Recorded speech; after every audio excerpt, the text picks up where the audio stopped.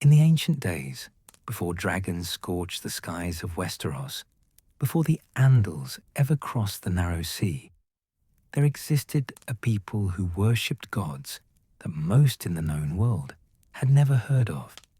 These were the Andals of Andalos, a land across the eastern waters, and their faith would one day reshape an entire continent.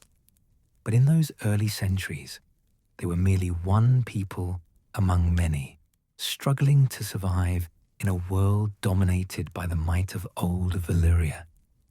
The faith of the Seven did not begin with conquest or glory. It began in hardship, in persecution, in the desperate need of a people to find meaning in their suffering. The Andals were not a unified kingdom. They were scattered tribes living in the hills and valleys of Andalos, farming poor soil and raising sheep on rocky slopes. They had no dragons. They had no great cities. What they had was their faith, and it bound them together when nothing else could. The theology of the Seven who are one was unlike anything that had come before in that part of the world. Other peoples worshipped many gods, each separate and distinct, often at war with one another in their myths and legends. The Andals taught something different. They spoke of 7 aspects of a single divine being: the Father who judges with stern wisdom, the Mother who offers mercy and protection, the Warrior who grants courage in battle, the Maiden who represents innocence and beauty, the Smith who rewards honest labor, the Crone who carries the lamp of knowledge, the Stranger who walks in darkness and represents death and the unknown. 7 faces, yet one God. It was a concept that gave the Andals a powerful sense of unity.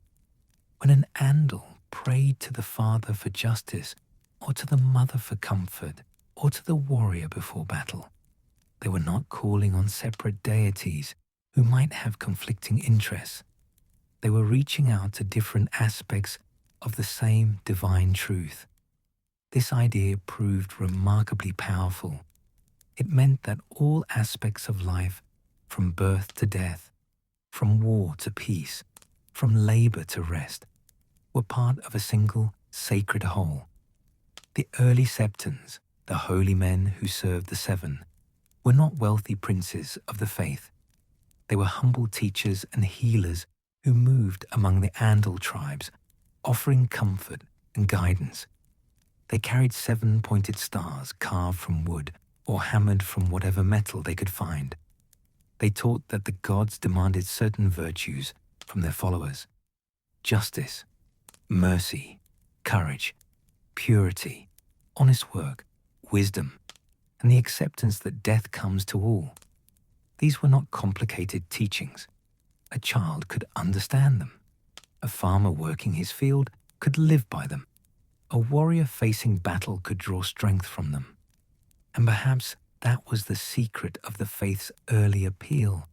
It offered a clear path through life, a sense of order and meaning, without requiring priests who could read ancient texts or perform elaborate rituals that only the educated could understand.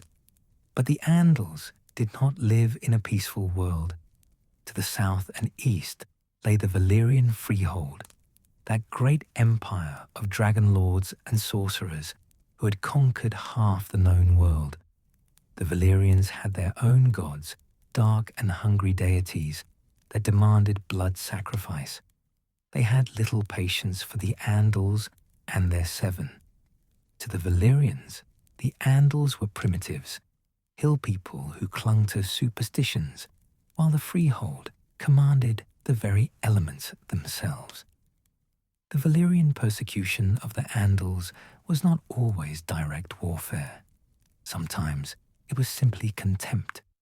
Valyrian traders would cheat Andal merchants. Valyrian slavers would raid Andal villages, carrying off the young and strong to serve in distant lands. When Andal tribes tried to resist, Valyrian dragons would come, and fire would fall from the sky. A single dragon could destroy 12 Andal villages in a day. Against such power, what chance did the Andals have? Yet the faith grew stronger, not weaker, under this pressure. When people suffer, they seek meaning in their suffering. The Septons taught that the Seven were testing the Andals, preparing them for a greater destiny. They taught that the Valyrians, for all their power, were doomed because they had turned away from true divinity and embraced dark sorcery. One day, the Septons promised the Valyrians would fall and the faithful would inherit the earth. It must have seemed like a desperate hope, a fantasy told to comfort the powerless. After all, Valyria stood supreme. Its dragons were unchallengeable. Its sorcerers could work wonders that seemed like miracles. What were prayers against such might? But the Septons were building something that Valyria, for all its power, could not destroy. They were building a community bound by shared belief. When a Valyrian army conquered a city, they could kill its warriors and enslave its people. But how do you conquer an idea? How do you enslave a faith? The Seven lived in the heart of the Andals, and no dragon fire could reach that far. The faith also provided something practical that helped it spread. It gave the scattered Andal tribes a common identity. An Andal from one valley might not trust an Andal from another valley. Old feuds and blood debts separated them. But if both worshipped the Seven, if both honored the same holy men, if both followed the same moral teachings, then they had a basis for cooperation. The faith became a bridge between tribes that had been isolated from one another. The Septons began to organize themselves into a hierarchy. The wisest and most respected became the most devout, a council of elders who guided the faith. From among the most devout, they chose the High Septon, the supreme voice of the Seven on earth. This was not a position passed from father to son, like a kingship. It was earned through wisdom and devotion.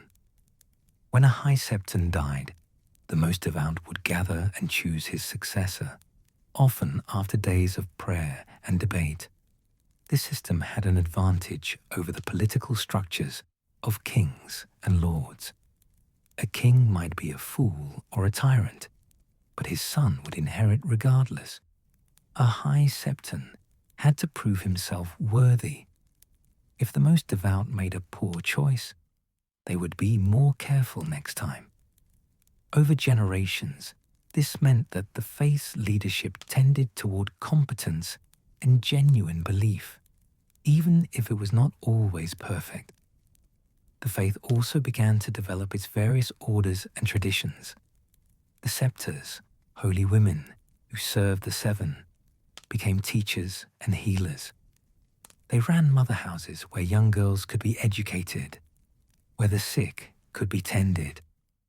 The Silent Sisters emerged, women who took vows of silence and tended to the dead, preparing bodies for burial and ensuring that the stranger was honored in death.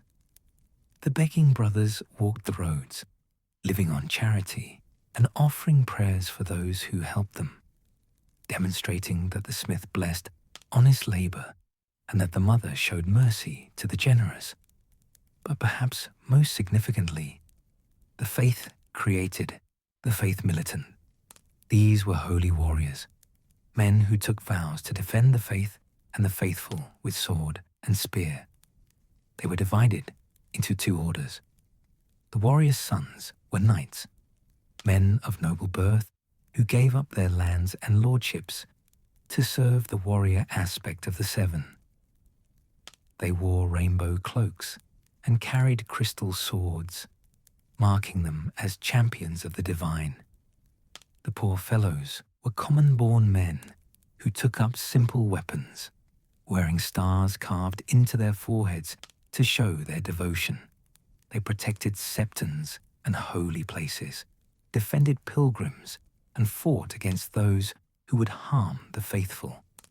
The creation of the Faith Militant was a turning point. The faith was no longer just a spiritual movement. It had teeth. It could defend itself.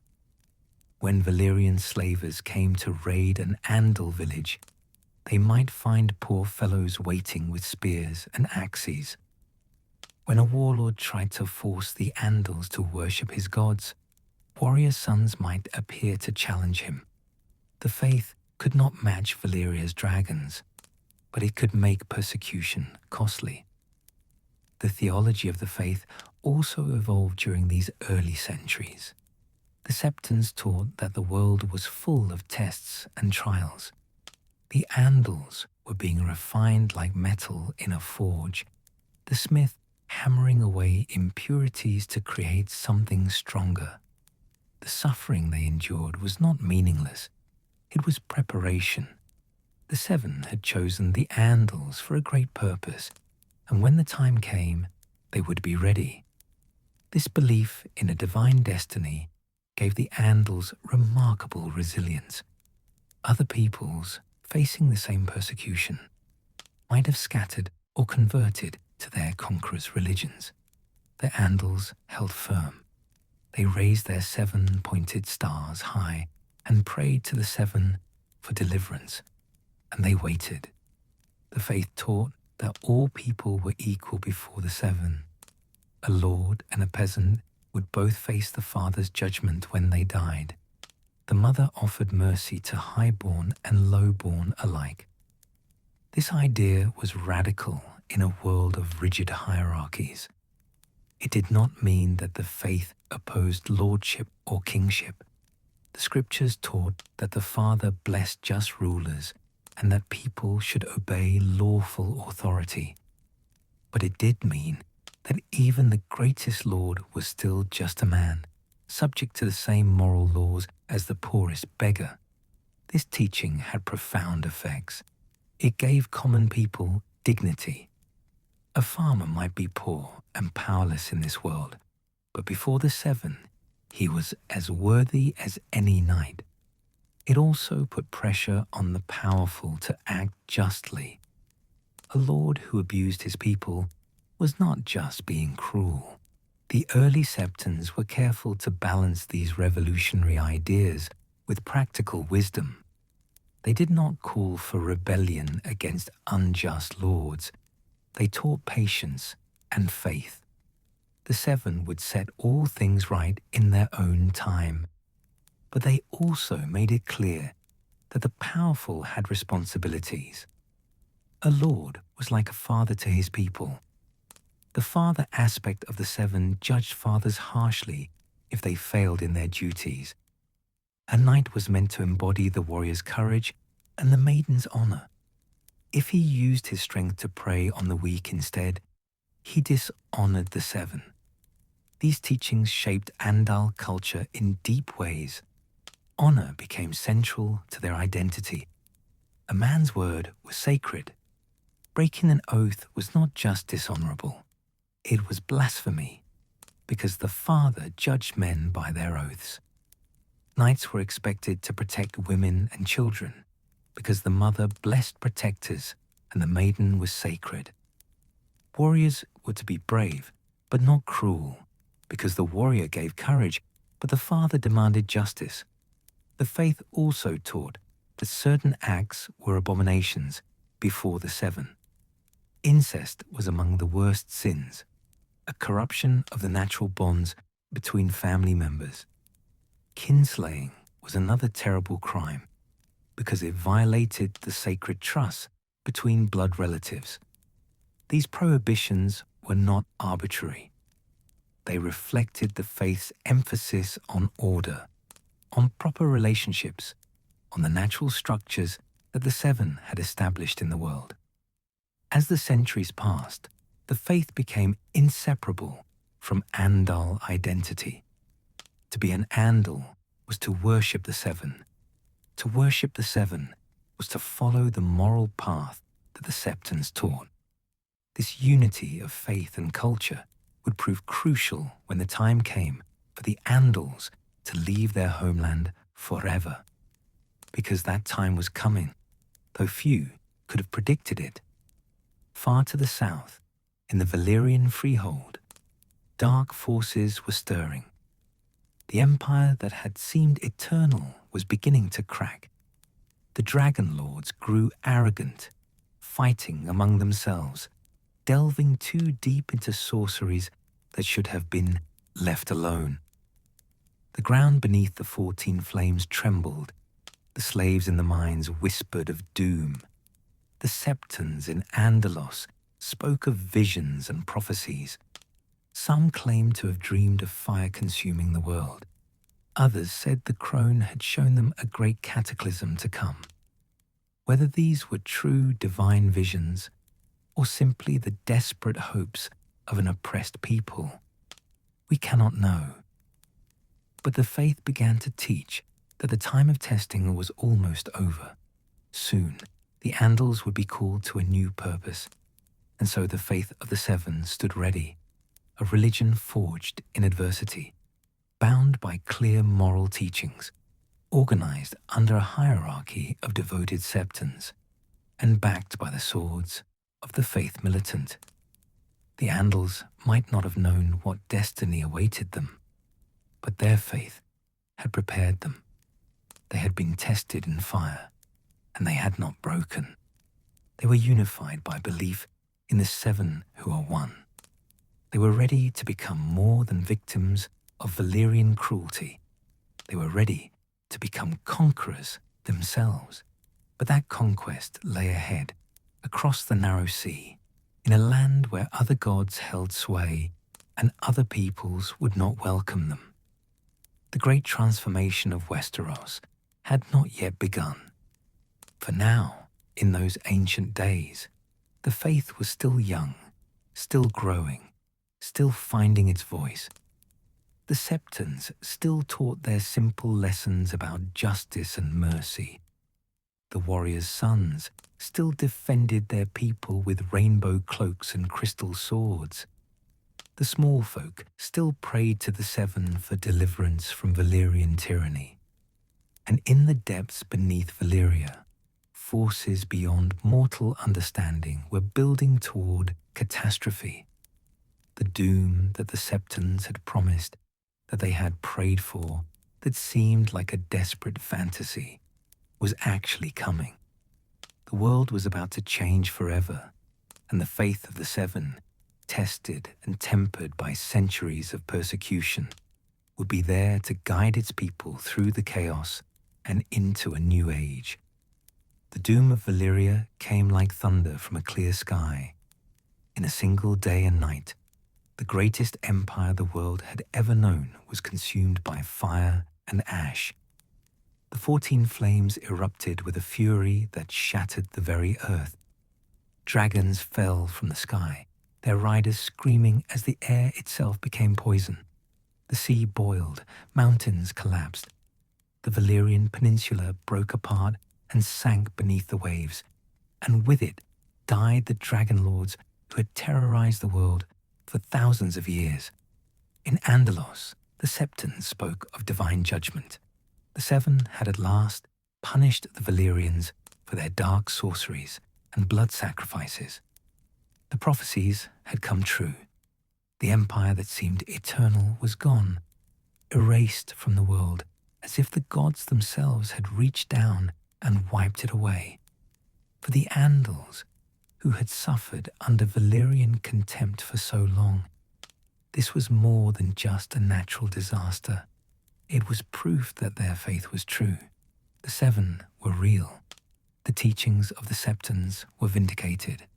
But the doom brought new dangers as well as new opportunities. With Valyria gone, the narrow sea was no longer safe. Pirates and raiders emerged from the chaos. Slavers from what remained of the freehold's colonies hunted for easy prey. Warlords carved out petty kingdoms from Valyria's corpse.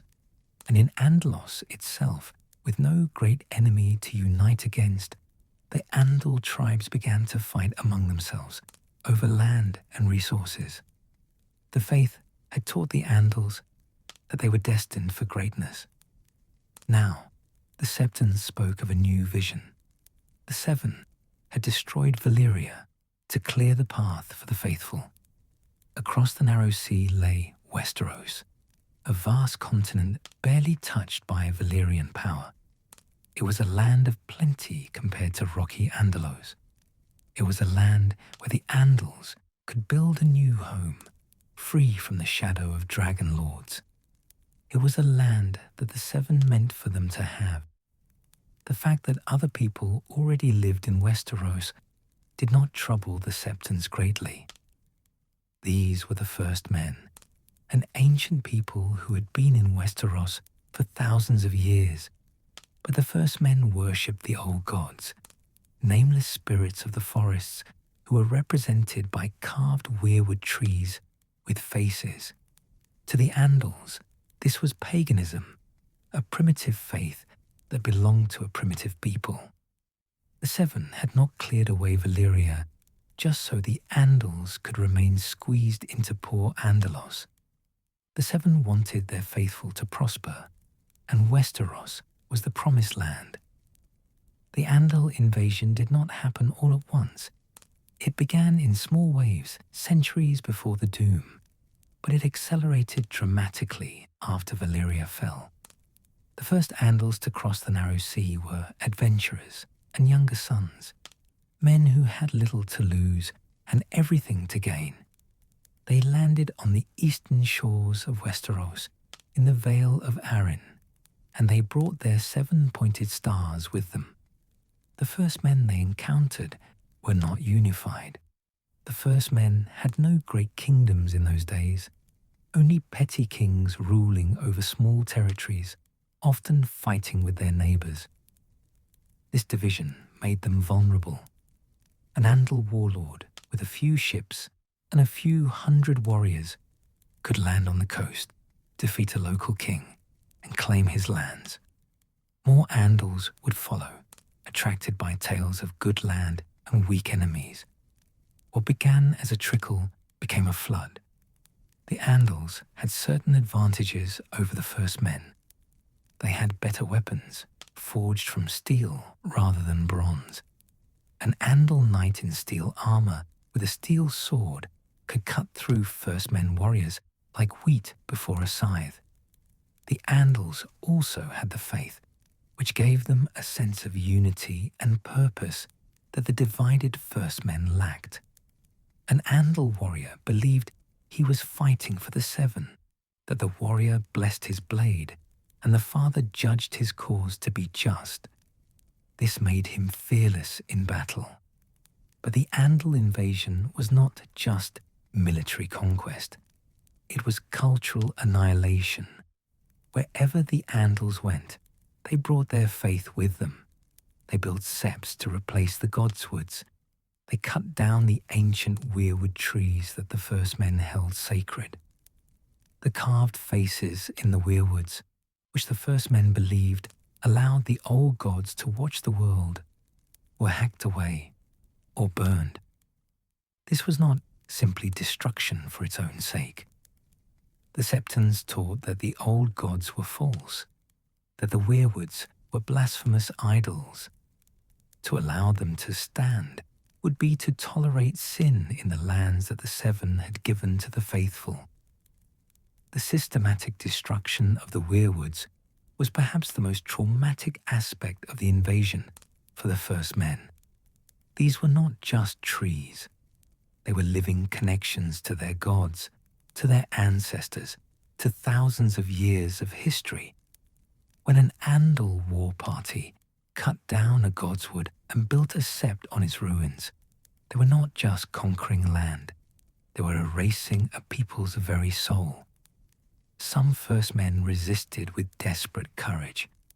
There are tales of first men kings who refused to bow to the Andals even when defeat was certain, who died fighting beneath the branches of their sacred trees.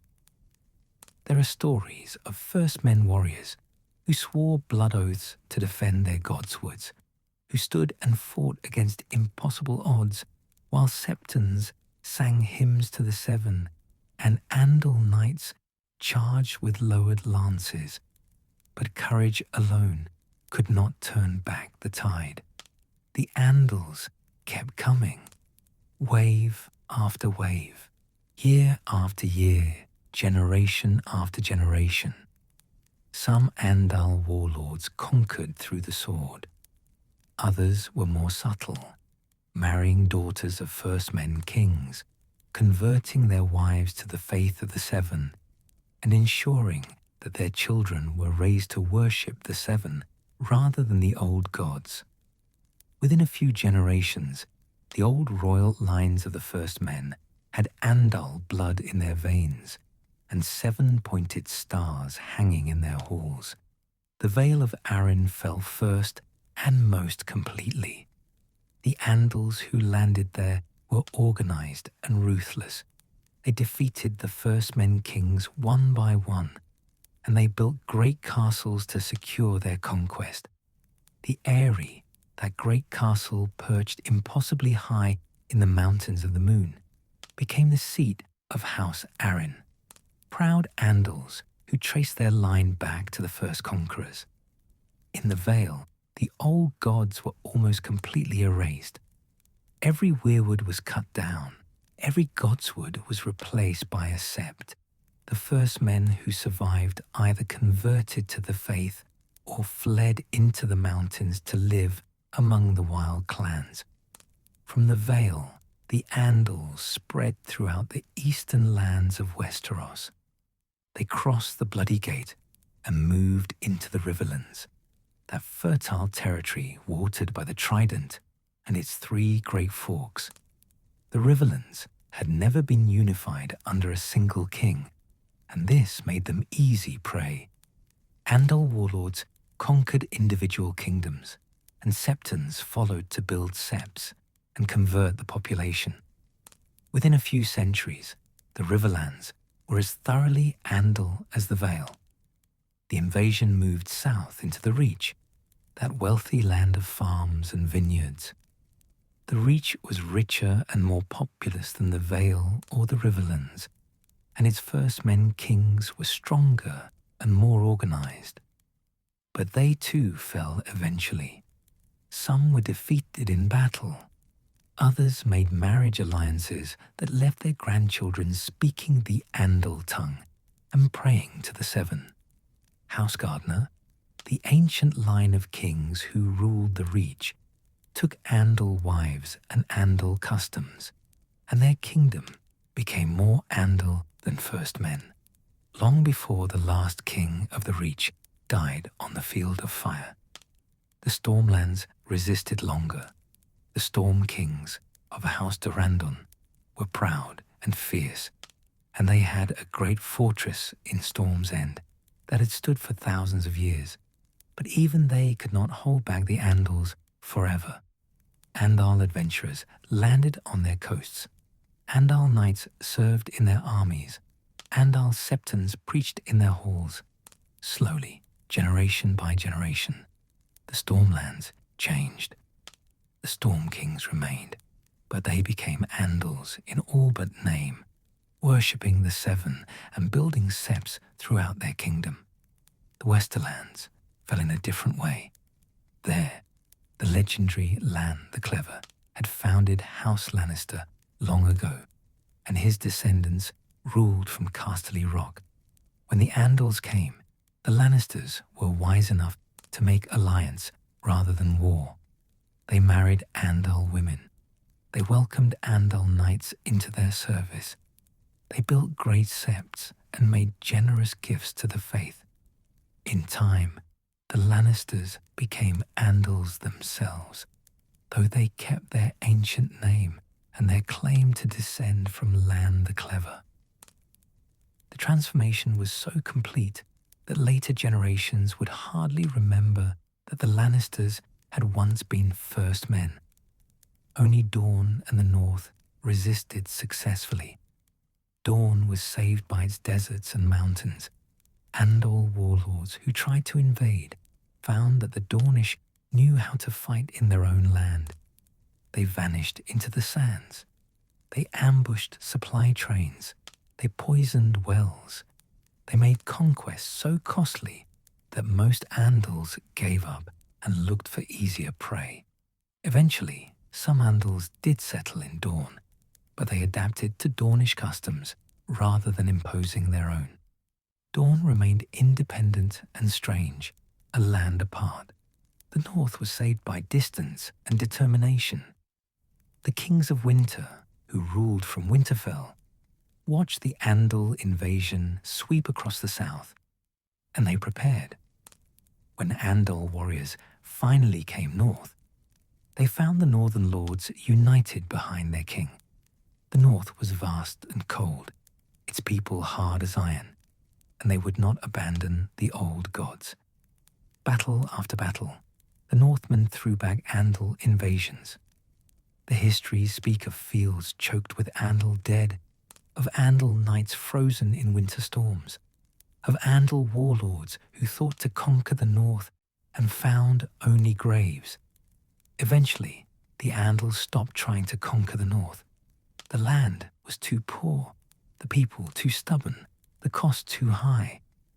A few Andals settled in the north, particularly in White Harbour and other coastal areas, but they adapted to northern ways. They might worship the Seven in their own septs, but they did not try to cut down the gods' woods or convert the Northmen by force. The north remained the north, the last great stronghold of the first men and the old gods. But in 6 of the 7 kingdoms of Westeros, the Andals triumphed utterly. The transformation they wrought was total. The language changed. Old tongue, the language of the first men, was replaced by the common tongue that the Andals brought with them. Ancient customs were forgotten. New laws, based on Andal traditions and the teachings of the faith, replaced the old ways. Noble houses that had ruled for thousands of years intermarried with Andal conquerors until their bloodlines were hopelessly mixed. Most dramatically, the faith of the Seven became the dominant religion of Westeros. Septs rose in every town and village. Septons and septors taught children to read and write. The most devout in the starry sept of Old Town became the ultimate religious authority for the entire continent. The High Septon spoke with the voice of the Seven, and lords and kings alike sought his blessing. The faith that had been forged in persecution in faraway Andalos now commanded the devotion of millions. The Faith Militant played a crucial role in securing this transformation. The warrior sons and poor fellows were not just defending the faithful anymore. They were the armed wing of a conquering religion. When a first men village refused to convert, poor fellows might arrive to encourage them. When a first men lord tried to protect his godswood, warrior sons might challenge him to single combat. The faith had teeth, and it was not afraid to use them in service of the Seven. The Septons justified all of this through theology. They taught that the Seven had guided the Andals to Westeros for a divine purpose. The first men had been given thousands of years to find the true faith, but they had clung to their primitive worship of trees and nameless spirits. The Andals were the instruments of the Seven, bringing light to a land shrouded in pagan darkness. Every weirwood cut down was a victory for righteousness. Every sept built was a sign of the Seven's growing dominion. Whether the first men saw it that way is another matter entirely. To them, the Andals were invaders who had destroyed their ancient kingdoms, murdered their kings, stolen their lands, and desecrated their most sacred places. The weirwoods had stood for thousands of years. Now they were gone, replaced by 7-sided buildings full of painted statues and sweet-smelling incense.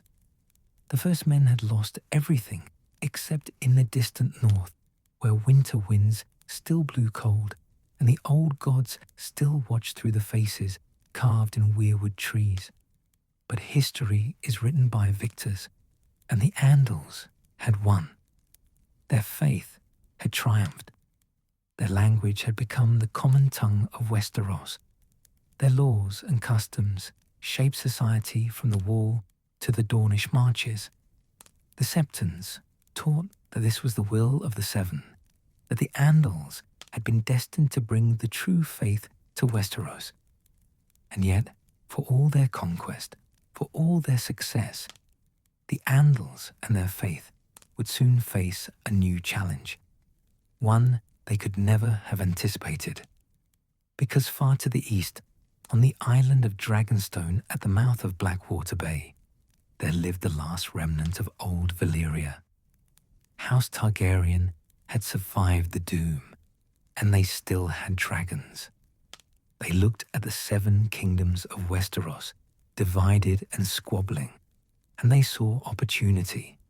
The Andals had conquered Westeros with steel and faith. But what would happen when dragons came?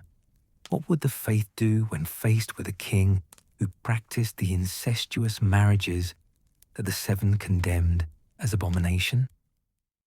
These questions would soon be answered, and the answers would shake the faith of the 7 to its very foundations.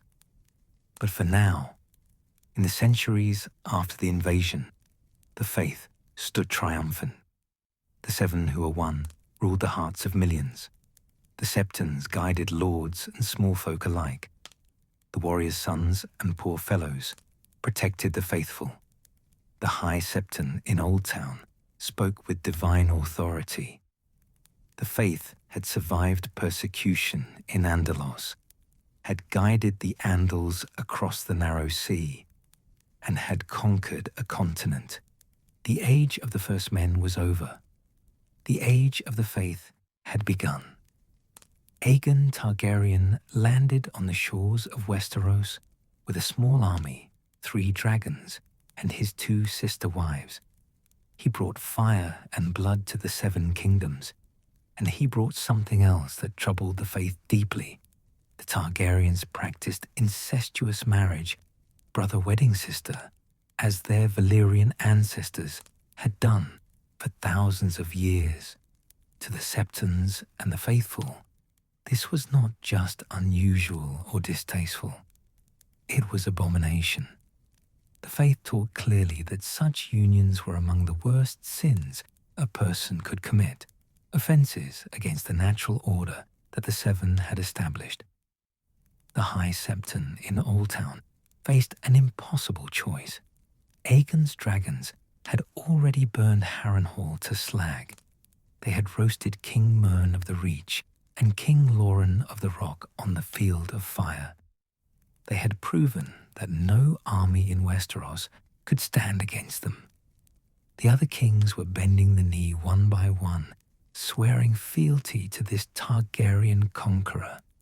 If the faith opposed Aegon, what would happen? Would dragonfire consume the starry sept? Would the streets of Old Town run with the blood of the faithful? The High Septon was an old man, wise in the ways of the world. He understood that sometimes faith must bend or break. He understood that the 7 had allowed Aegon to conquer for reasons that might not be clear to mortal minds. Perhaps this was a test. Perhaps the 7 were punishing Westeros for some failure. Perhaps, in time, the faith could guide even a dragon lord to righteousness. These were the thoughts that must have troubled his sleep as he considered what to do. In the end, pragmatism won over principle. The High Septon travelled to Old Town's Great Sept and anointed Aegon as King of the Andals, the Rhoynar, and the First Men, Lord of the 7 Kingdoms, and Protector of the Realm. He placed a crown upon Aegon's head and blessed him in the sight of the 7. The faith which had taught for centuries that incestuous marriage was abomination, had just given its blessing to a man married to both his sisters. The Septons justified this compromise through careful theological reasoning. They taught that the Targaryens were exceptional, unique in the world, touched by powers that ordinary men could not understand. They had dragons, creatures of magic that should not exist. They had survived the doom of Valyria when thousands of more powerful Dragonlord families had perished. Clearly the gods, whether the Seven or some other divine force, had special plans for House Targaryen. To judge them by ordinary standards would be to fail to see the larger pattern. But not all of the faithful accepted this reasoning. Many Septons grumbled in private. Many of the poor fellows and the warriors' sons felt betrayed by their own High Septon. They had spent their lives defending the faith and fighting against sin. Now their supreme leader had blessed the greatest sin they could imagine. Some accepted it because they had no choice. Others nursed their anger and waited for a chance to act. For a time, an uneasy peace held. Aegon ruled from King's Landing, the new capital he had built on the site of his landing. He did not force the faith to change its teachings. He did not build septs to honor his Valyrian gods. He allowed the faith to continue its work throughout the Seven Kingdoms. In return, the faith accepted his rule and did not question his marriage to his sisters. It was a compromise that satisfied no one completely, but kept the realm from tearing itself apart. When Aegon died and his son Aenys took the throne, the fragile peace began to crack.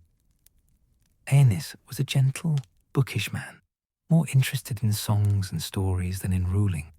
He was not his father. He did not inspire the same fear or respect. And when Aenys announced that he would marry his own daughter Rhaena to his son Aegon, continuing the Targaryen tradition of incestuous marriage, the faith finally reached its breaking point. The new High Septon was not the same man who had crowned Aegon the Conqueror. This High Septon was younger, more militant, less willing to compromise. He saw Aenys's announcement as an opportunity to reassert the faith's moral authority. He denounced the marriage as an abomination. He called on all faithful men and women to reject this sin. He reminded the realm that the faith had only tolerated Aegon's marriages because Aegon was exceptional, touched by forces beyond mortal understanding. But Aenys was no Aegon. His children were not the conqueror's children. There was no excuse for this continued blasphemy. The response was explosive. Throughout the Seven Kingdoms, the faithful rose up in righteous anger. Poor fellows attacked Targaryen loyalists. Warriors' sons rode forth from their chapter houses, rainbow cloaks flying, crystal swords gleaming. Septons preached against the dragon kings from every sept in the land. The High Septon himself declared that the faith would no longer recognize Aenys as the legitimate king of Westeros. The Iron Throne, won by Aegon's dragons, was now contested by the power of the Seven. This was the Faith Militant uprising, and it nearly tore the realm apart. Aenys had never been a strong king, and this rebellion broke him. He tried to placate the faith. He tried to negotiate. He tried to explain. Nothing worked. The High Septon and the Faith Militant had decided that the time had come to humble the dragons, and they would not be satisfied with anything less than complete submission. The fighting was brutal and chaotic. The Faith Militant had thousands of warriors spread throughout every kingdom. They had the support of much of the small folk, who had always been devout and who genuinely believed that the Targaryens were sinners. They had the moral authority of the faith behind them, but they did not have dragons, and that would prove fatal. Aenys died during the uprising, some say from the stress and fear of it all.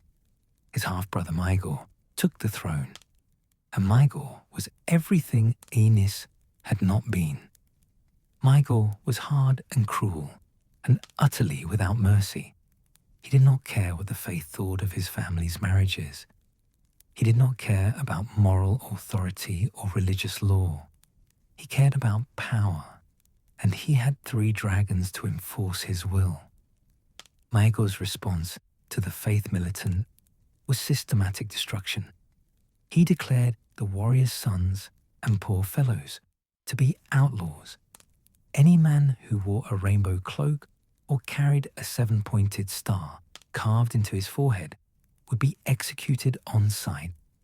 He offered amnesty to any Faith Militant warrior who would give up his vows and take the black, joining the Night's Watch.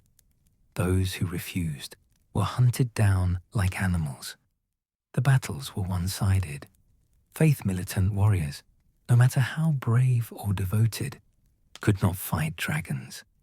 Maegor would fly to a sept where poor fellows had gathered, and Balerion the Black Dread would bathe the building in dragonfire. Entire companies of warrior sons were caught on the roads and burned alive. Septons who preached against the king found themselves arrested and tortured. The High Septon himself was found dead in the streets of King's Landing, his skull crushed, and Maegor installed a more compliant man in his place. The Faith Militant fought on for years, but it was a losing battle from the start. Some warriors went into hiding, becoming outlaws and bandits. Others fled to the north or to Dawn, seeking refuge in places where Maegor's reach was weakest. Many simply gave up and took Maegor's offer of amnesty, traveling to the Wall to spend the rest of their lives defending the realm from wildlings and worse. By the time Maegor died, his reign stained with blood and cruelty. The Faith Militant had been shattered beyond repair. The faith itself had learned a terrible lesson. It could preach and teach and guide souls toward righteousness, but it could not match the power of dragons with swords and spears and righteous anger. The High Septons who followed were careful never to challenge the Targaryens directly again. The warriors' sons and poor fellows remained outlawed. The military arm of the faith was gone, and with it went much of the faith's ability to enforce its will through force. When Maegor died and his nephew, Jaehaerys, took the throne, the young king understood that the conflict between faith and crown could not continue. Jaehaerys was brilliant and patient, skilled at finding solutions that others had missed. He negotiated with the High Septon for months, offering compromises and concessions, slowly building trust. The result was the doctrine of exceptionalism, one of the most important religious pronouncements in the history of Westeros. The faith formally declared that the Targaryens were exceptional, that they stood apart from other men and women. The normal laws of the faith, including the prohibition on incestuous marriage, did not apply to the blood of the dragon. This was not because the Targaryens were above the law or because the Seven approved of incest. It was because the Targaryens were different in fundamental ways that ordinary people could not fully understand. The doctrine gave both sides what they needed. The faith maintained its teachings about incest. The prohibition remained absolute for everyone except the Targaryens. Septons could continue to preach that brothers and sisters should not marry, that such unions were abominations, without contradicting the doctrine. The Targaryens, in turn, could continue their traditional marriages without the faith declaring them sinners and heretics. It was a compromise built on careful theological reasoning and political necessity. Many of the faithful were uncomfortable with it. They saw it as the faith surrendering its principles to keep peace with the dragons. But the alternative was more war, more death, more destruction. The High Septon and the most devout chose peace and accommodation over martyrdom. Jaehaerys sweetened the deal with other concessions. He gave the faith legal authority over marriage law throughout the 7 kingdoms. He confirmed the faith's right to collect tithes and maintain its wealth. He built new septs and made generous donations to holy places. He treated the High Septon with great respect and consulted him on matters of law and justice. In all things except the question of Targaryen marriage, Jaehaerys was a model of piety. The arrangement worked remarkably well for more than a century. The Targaryens continued to marry brother to sister, maintaining the purity of their bloodline and their connection to their dragons. The faith continued to teach and preach and guide the souls of the faithful. The two powers supported each other. The Targaryens protected the faith from any external threats. The faith gave the Targaryens legitimacy and moral authority. Under this system, the faith prospered. The High Septons became powerful figures in the realm, second only to the king himself in authority. The most devout, that council of the wisest and most respected septons and scepters, advised lords and kings on matters of conscience and law. The faith's wealth grew enormously. Lords made donations to septs in their territories. Pilgrims traveled to holy sites and left offerings. The faith collected tithes from the faithful, a portion of everyone's income given to support the septons and scepters. But this prosperity came at a cost. The faith that had once been forged in persecution, that had survived through the devotion of poor Andalos in rocky Andalos, was becoming wealthy and comfortable. High Septons lived in palaces. The most devout wore fine robes and ate rich foods. Some Septons were more interested in gold than in souls. The gap between the teachings of the faith and the behavior of its leaders was growing wider. The common people noticed. They still prayed to the 7. They still sought comfort from scepters and guidance from septons. But they also saw that many of the men who spoke for the 7 lived like princes, while the small folk struggled to survive. The faith preached humility and charity, but its leaders seemed more interested in power and wealth than in serving the faithful. Still, the system held. The Targaryens ruled with their dragons. The faith blessed their rule and received protection and wealth in return. It was not perfect, but it was stable. Lords and kings sought the blessing of the High Septon for important undertakings. Septons officiated at every wedding and funeral. The faith's holy days were celebrated throughout the realm. The 7 were honored in every castle and village. The long peace of Targaryen rule allowed the faith to expand and deepen its influence. Mother houses trained new generations of scepters. Septries educated young men who would become septons. The faith maintained orphanages and hospitals. It cared for the poor and sick. For all its wealth and political entanglement, the faith still performed genuine service to the people of Westeros.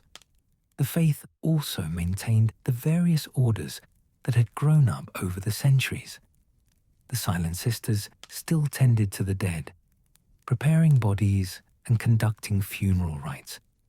The Begging Brothers still walked the roads, living on charity and offering prayers. The Septors still taught young girls and cared for the sick. These orders remained true to their original purposes, even as the leadership of the faith grew more worldly. Regional differences in the practice of the faith persisted. In the Vale, where the Andals had first landed, the faith was strongest and most orthodox. Every village had its sept. Every lord was devout. The sept in the Eyrie was one of the most beautiful in the realm. In the Reach, the faith was wealthy and sophisticated, with great septs in every major town. In the north, the few who worshipped the Seven did so quietly, surrounded by those who still prayed to the old gods. In Dawn, the faith had to share space with other customs and beliefs, adapting to the unique culture of that independent land. But everywhere south of the Neck, the faith was the dominant religion. It shaped laws and customs. It defined morality. It gave people hope and comfort in difficult times. For all its compromises and contradictions, the faith remained central to the lives of millions of people. The compromise with the Targaryens had cost the faith its ability to resist through force. The warriors' sons and poor fellows were gone, forbidden by law. The faith had exchanged its swords for gold and influence, but that exchange had brought more than a century of peace and prosperity. The faith had bent rather than broken. It had survived the dragons. Soon enough, the dragons would be gone, their last bones buried beneath the Red Keep. And when Robert Baratheon's Warhammer ended Targaryen rule, the faith would face new challenges and new opportunities. But that was still to come. For now, under the dragons, the faith had found an uneasy but workable accommodation with power. It had learned to serve the Seven while also serving the needs of the realm. Whether that was wisdom or compromise, faithfulness or corruption, depended on who you asked. The High Septon would say the faith had been pragmatic and survived. The poorest Septon in the smallest village might wonder if the faith had lost something important in exchange for its golden palaces and political influence. Both would be right in their own way. The century and a half following the doctrine of exceptionalism became known as the Golden Age of Targaryen rule, and it was equally a golden age for the faith of the Seven. Dragons still flew above King's Landing. Peace reigned throughout most of the Seven Kingdoms. Trade flourished.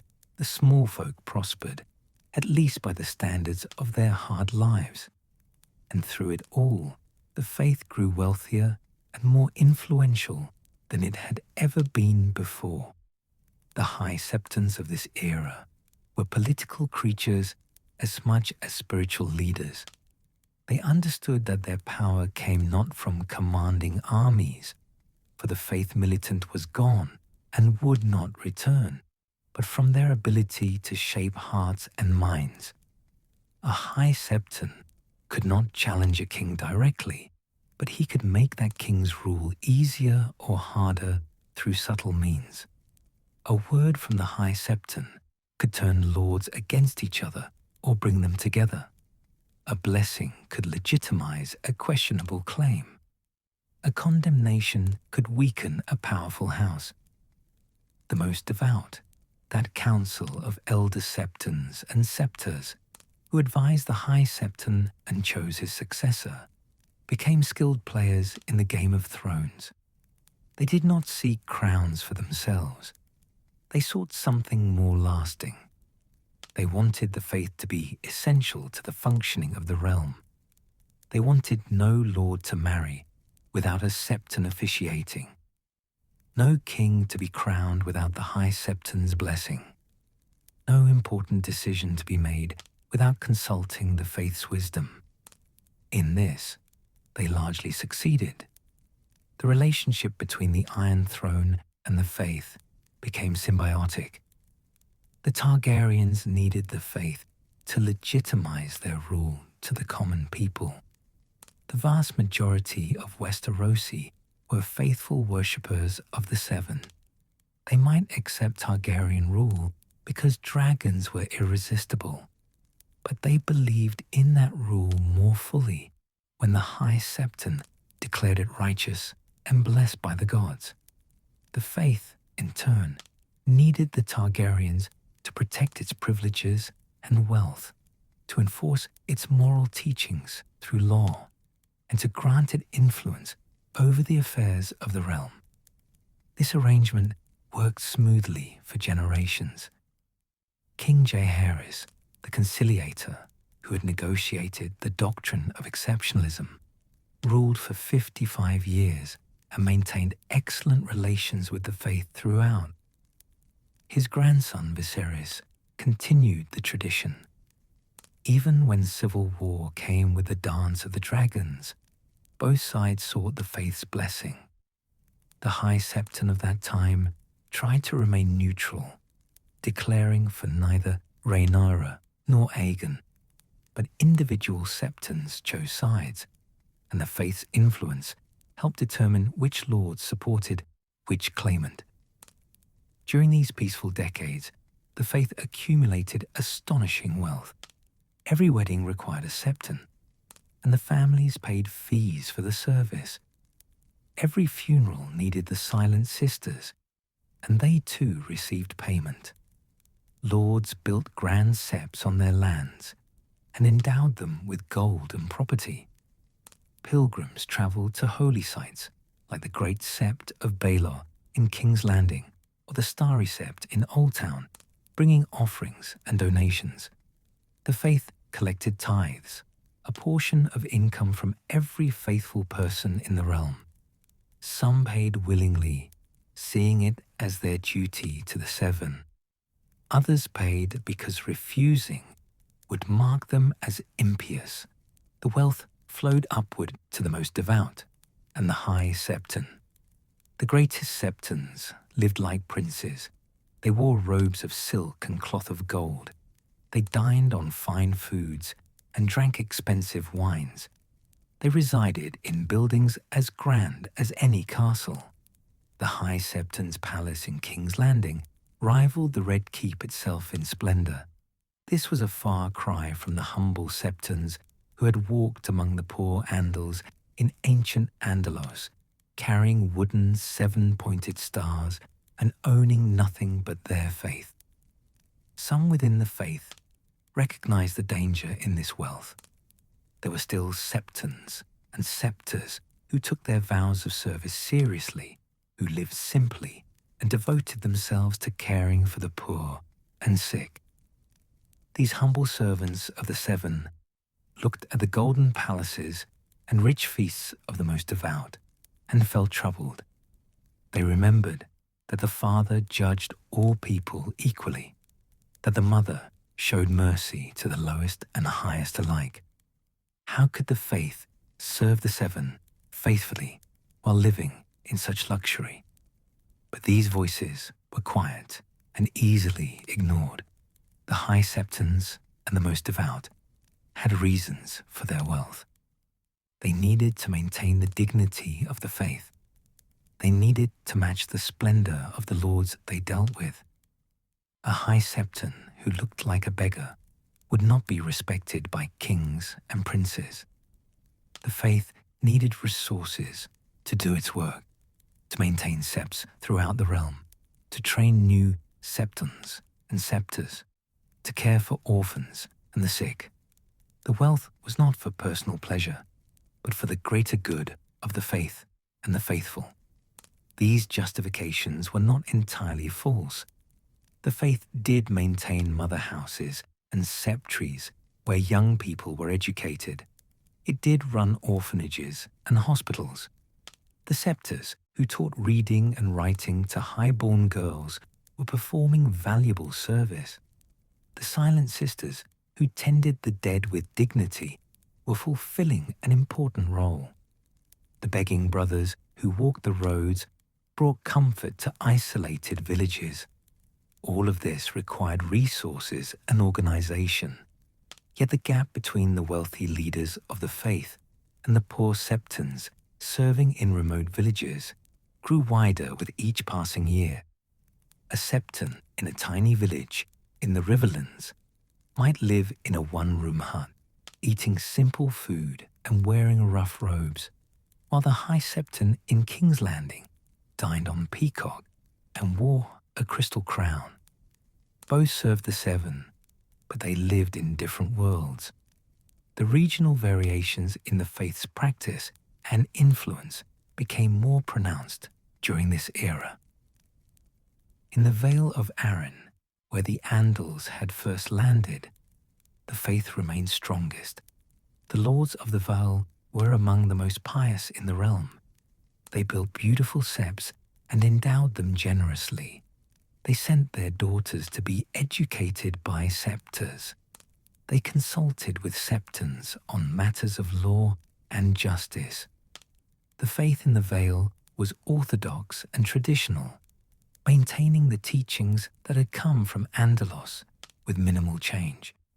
In the Reach, the faith was wealthy and sophisticated. The great houses of the Reach competed to build the most splendid septs. The high towers in Old Town maintained the Starry Sept, one of the oldest and most holy sites in Westeros. The septons of the Reach were often learned men, scholars who studied the seven-pointed star and wrote lengthy commentaries on theology. The faith in the Reach had an intellectual tradition that was lacking elsewhere. The Westerlands under House Lannister were equally devoted but more practical in their faith. The Lannisters gave generously to the faith, but they expected something in return. They wanted septons who would bless their ventures and support their political ambitions.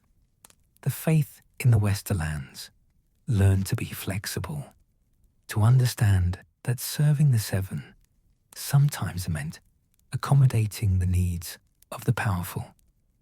The Stormlands had a grimmer faith, shaped by the harsh weather and constant warfare of that region. The septons there preached about the father's judgment and the warrior's courage more than the mother's mercy or the maiden's beauty. The faith in the Stormlands was about endurance and duty, about facing a hard world with determination. The Riverlands, having suffered through countless wars and invasions, had a faith focused on survival and resilience. The small folk there prayed to the mother for protection and to the Crone for wisdom to know when to hide and when to fight.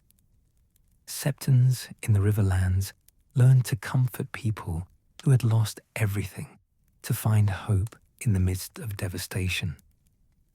In the Iron Islands, the faith barely existed. The Ironborn worshipped the drowned god and the storm god, ancient deities of the sea. A few septs stood in the islands, built by lords who wanted to maintain connections to the mainland, but the small folk ignored them.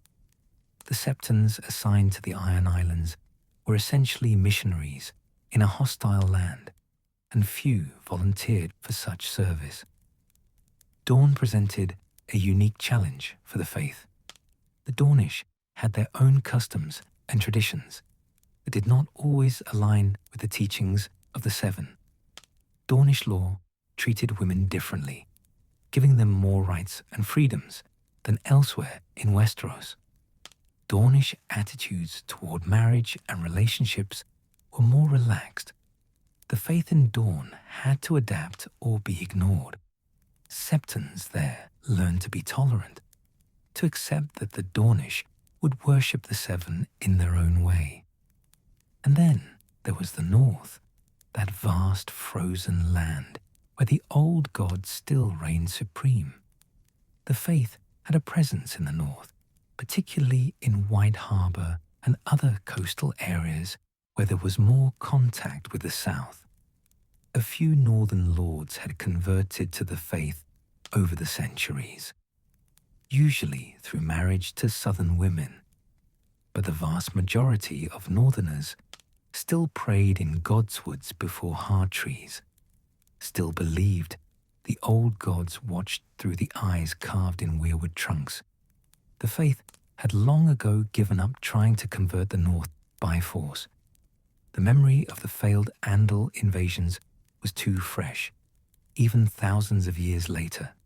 Instead, the faith maintained a minimal presence and hoped that over time, through marriage and trade and cultural exchange, the northerners would gradually abandon their ancient gods. It was a strategy that worked slowly, if at all. The north was too isolated, too proud of its heritage, too bound to the old gods. Within the faith itself, various orders continued their specialized work. The Silent Sisters remained the most mysterious. These women took vows of silence and devoted themselves to caring for the dead. They washed bodies and prepared them for burial. They sewed shut the mouths and eyes of the dead. They dressed corpses in appropriate garments. In a world without modern preservation techniques, this work was both necessary and unpleasant. The Silent Sisters were respected, but also feared. They dealt with death daily, and death made people uncomfortable. The Septors who ran mother houses provided education for highborn girls. In an age when most people were illiterate, the ability to read and write was valuable. Septors taught their students to read the seven-pointed star, the holy text of the faith. They also taught history, basic mathematics, music, and the skills needed to run a noble household. Many highborn women, who later became important figures in the realm, had been educated by Septors in their youth. The begging brothers were an interesting order. These men took vows of poverty and wandered the realm, living entirely on charity. They carried bowls and begged for food and coin. In return, they offered prayers and blessings. They also served as traveling news sources, carrying information from one region to another. A begging brother might know which lord had died, which harvest had failed, which roads were safe or dangerous. For isolated villages, a visiting begging brother was often the only connection to the wider world. The faith also maintained hospitals and orphanages, though these were often poorly funded and overcrowded. A highborn child who lost their parents might be taken in by relatives or fostered with another noble house. But a small folk child orphaned by war or disease had few options. The faith's orphanages provided basic shelter and food, though the children often lived in harsh conditions and were expected to work for their keep. Still, it was better than starving on the streets. The moral teachings of the faith shaped Westerosi law and culture in profound ways. The prohibition on incest was absolute, except for the Targaryens. The faith taught that marriage was sacred and permanent. Divorce was essentially impossible. A marriage properly conducted by a septon before witnesses created a bond that only death could break. This meant that unhappy marriages, even abusive ones, could not be ended. The faith offered annulment in rare cases where the marriage had never been consummated or where one party had been forced, but the process was difficult and expensive. The faith's teachings on sex and relationships were strict by modern standards, but realistic by medieval ones. Sex outside marriage was sinful, but the faith recognized that humans were weak and temptation was strong. A septon might scold a young man for visiting a brothel, but he would not refuse him the sacraments over it. The faith was more concerned with public morality than private behavior. A lord who kept a mistress discreetly might be tolerated, A lord who flaunted his mistress and insulted his wife would face condemnation. The faith taught that children were blessings from the seven, particularly from the mother. Large families were encouraged. Contraception was sinful, though few people had reliable methods anyway. Abortion was murder in the eyes of the faith, punishable by severe penalties. A woman who terminated a pregnancy, or anyone who helped her do so, could be tried and executed.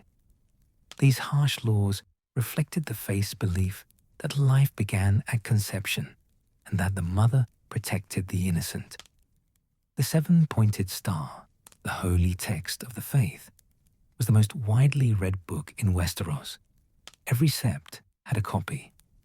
Many noble families owned their own copies. Septons read passages from it during services.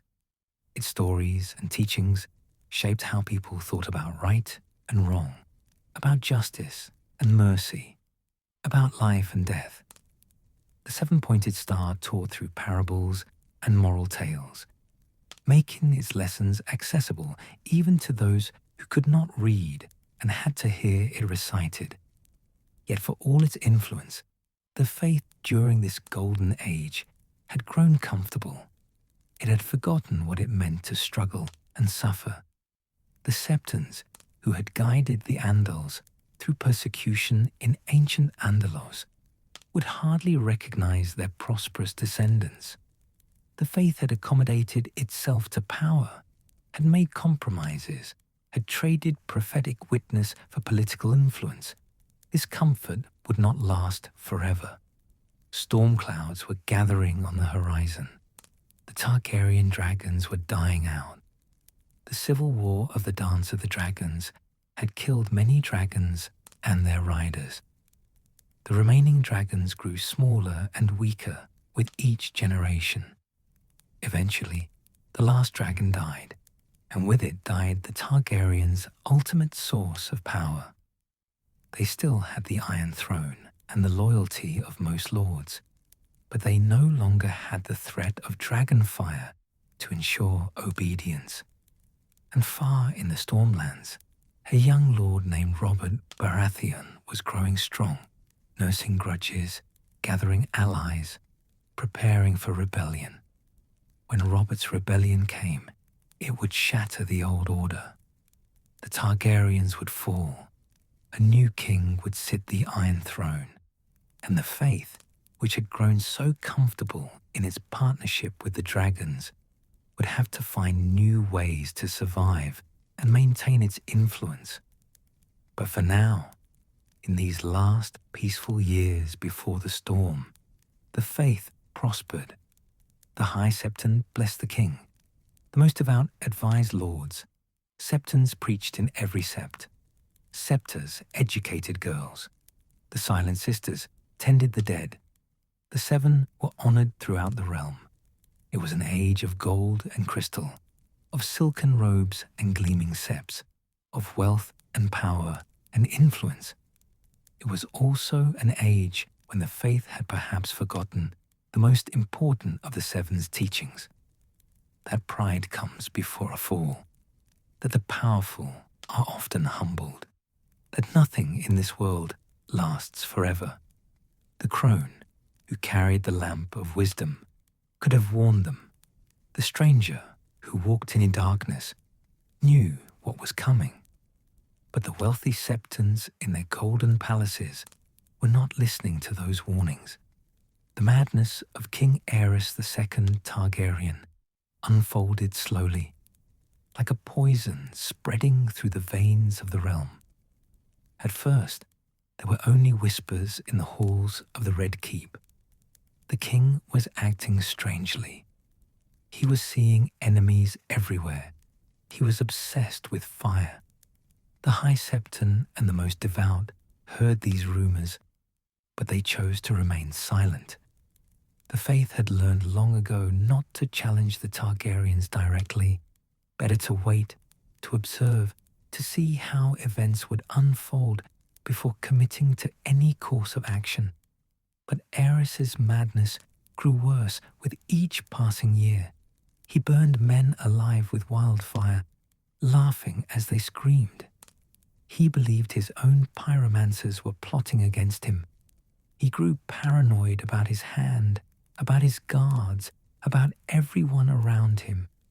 His queen, Rhaella, bore the marks of his cruelty on her body. The servants in the Red Keep whispered that the king was no longer sane, that something dark had taken hold of his mind. The Faith watched in silence. The High Septon made no public statements condemning the king's actions. The most devout did not call for Aerys to be removed from power. This silence was not cowardice, though it might have looked that way to those who suffered under Aerys's rule. It was calculation. The Faith had no army. It had no dragons. It had only words and influence. If the High Septons spoke against the king and Aerys survived, what would happen to the Faith? The Mad King might turn his wildfire on the Septs. He might execute Septons and Scepters by the hundreds. The Faith might be destroyed. And what good would that do anyone? So the Faith waited and prayed that someone else would solve the problem of the Mad King. They did not have to wait long. When Lord Rickard Stark and his son Brandon were summoned to King's Landing and burned alive by Aerys, the realm shuddered. These were not criminals or traitors. They were the Lord of Winterfell and his heir, great men of an ancient house. Aerys had murdered them for no crime, except that Brandon had shouted threats after the king's son Rhaegar had taken Lyanna Stark. Then Aerys demanded that Jon Arryn, Lord of the Vale, send him the heads of his two wards, Robert Baratheon and Ned Stark. Jon Arryn refused and called his banners instead. Robert's rebellion had begun, and the Faith faced a terrible choice. Should it support the king, the anointed ruler blessed by the High Septon, or should it support the rebels, who were clearly fighting against a mad tyrant? The Faith had always taught the people should obey their lawful rulers, that the Father blessed just kings, and that rebellion against the gods chosen was sin. But what if the king was neither just nor sane? What if he was murdering innocent men and threatening to burn entire cities? The High Septon of that time was an old man named Vardin, a careful politician who had served for nearly 20 years. He understood the danger the Faith faced. If he declared for Aerys and the rebels won, the new king would remember that the Faith had opposed him. If he declared for the rebels and Aerys won, the Mad King would burn every sept in the realm. The only safe path was neutrality, but neutrality in a civil war often meant satisfying no one. High Septon Vardin chose his words carefully. He issued a proclamation from the great Sept of Baelor, declaring that the Faith prayed for peace and for the souls of all who died in the coming conflict. He did not name Aerys or Robert. He did not declare either side righteous or sinful. He simply said that war was a tragedy, that the Seven wept for those who would die, and that all men should seek reconciliation and forgiveness. It was a masterpiece of political speech, saying everything and nothing at once. Both sides could read it as supporting their cause, or at least not opposing them. But it satisfied no one completely. The rebels saw it as the Faith refusing to condemn a mad king who burned men alive. The loyalists saw it as the Faith refusing to fully endorse the rightful king. The High Septon had chosen survival over principle, and many people noticed. Individual septons and scepters throughout the realm were less cautious. In the north and the Vale and the Stormlands, where the rebellion was strongest, many members of the Faith quietly or openly supported the rebel cause. They had seen what Aerys had done to the Starks. They had heard the stories of his cruelty. In their hearts, they believed the rebels were fighting a just war against a tyrant. Some Septons even blessed rebel soldiers before battle, asking the warrior to grant them courage and the father to judge their cause as righteous. In the Crownlands and much of the Reach, where Targaryen support was strongest, Septons supported the king. They preached that Aerys was the anointed ruler, that rebellion against him was rebellion against the divine order. They reminded their congregations that the faith had blessed the Targaryens for nearly 300 years, that the doctrine of exceptionalism set the dragon kings apart from other men. To raise arms against the king was to raise arms against the will of the Seven. This division within the faith reflected a deeper crisis. The faith had become so intertwined with political power that it could no longer speak with moral clarity. It had to consider political consequences before making any statement. It had to worry about which king or lord might take offense. The prophetic voice that should have called out injustice and evil was muted by fear and calculation. The war itself was brutal and bloody. The Battle of the Bells at Stony Sept saw fighting in the streets where Septons tried to hide Robert Baratheon from the king's men. The Battle of the Trident ended with Robert smashing in Rhaegar's chest with his warhammer, killing the Crown Prince in the shallow water. And then the sack of King's Landing, where Lannister soldiers poured through the gates and murdered, raped, and looted for hours before anyone stopped them. The faith was largely powerless during these events. Septons tried to offer sanctuary to those fleeing the violence. Septors cared for the wounded. The Silent Sisters had more work than they could handle, preparing thousands of bodies for burial. But the faith could not stop the fighting. It could not protect the innocent. It could only watch and pray and try to pick up the pieces afterward. When Robert Baratheon took the Iron Throne, the High Septon faced yet another delicate moment. Robert had won through conquest, through the strength of his arm and the loyalty of his allies. The Targaryens, whom the faith had supported for 3 centuries, were dead or fled. Aerys had been stabbed by his own Kingsguard. Rhaegar was dead at the Trident. Rhaegar's children were dead, murdered by Lannister men in the Red Keep. Only Viserys and Daenerys had escaped, fleeing across the narrow sea to uncertain exile. Should the faith declare Robert's rule illegitimate, born of rebellion and conquest? Should it refuse to crown him, insisting that only a Targaryen could sit the Iron Throne? These options were briefly considered by the most devout and immediately discarded. Robert had the support of 4 of the 7 kingdoms. He had powerful allies in the Starks, the Arryns, and the Tullys. He had married Cersei Lannister, bringing the wealth of Casterly Rock to his side. He was young and strong and popular with the small folk, who saw him as a hero who had freed them from a mad king. The faith did what it had done before. When faced with overwhelming force, it accommodated. High Septon Vardin, old and tired, performed one last service for the faith.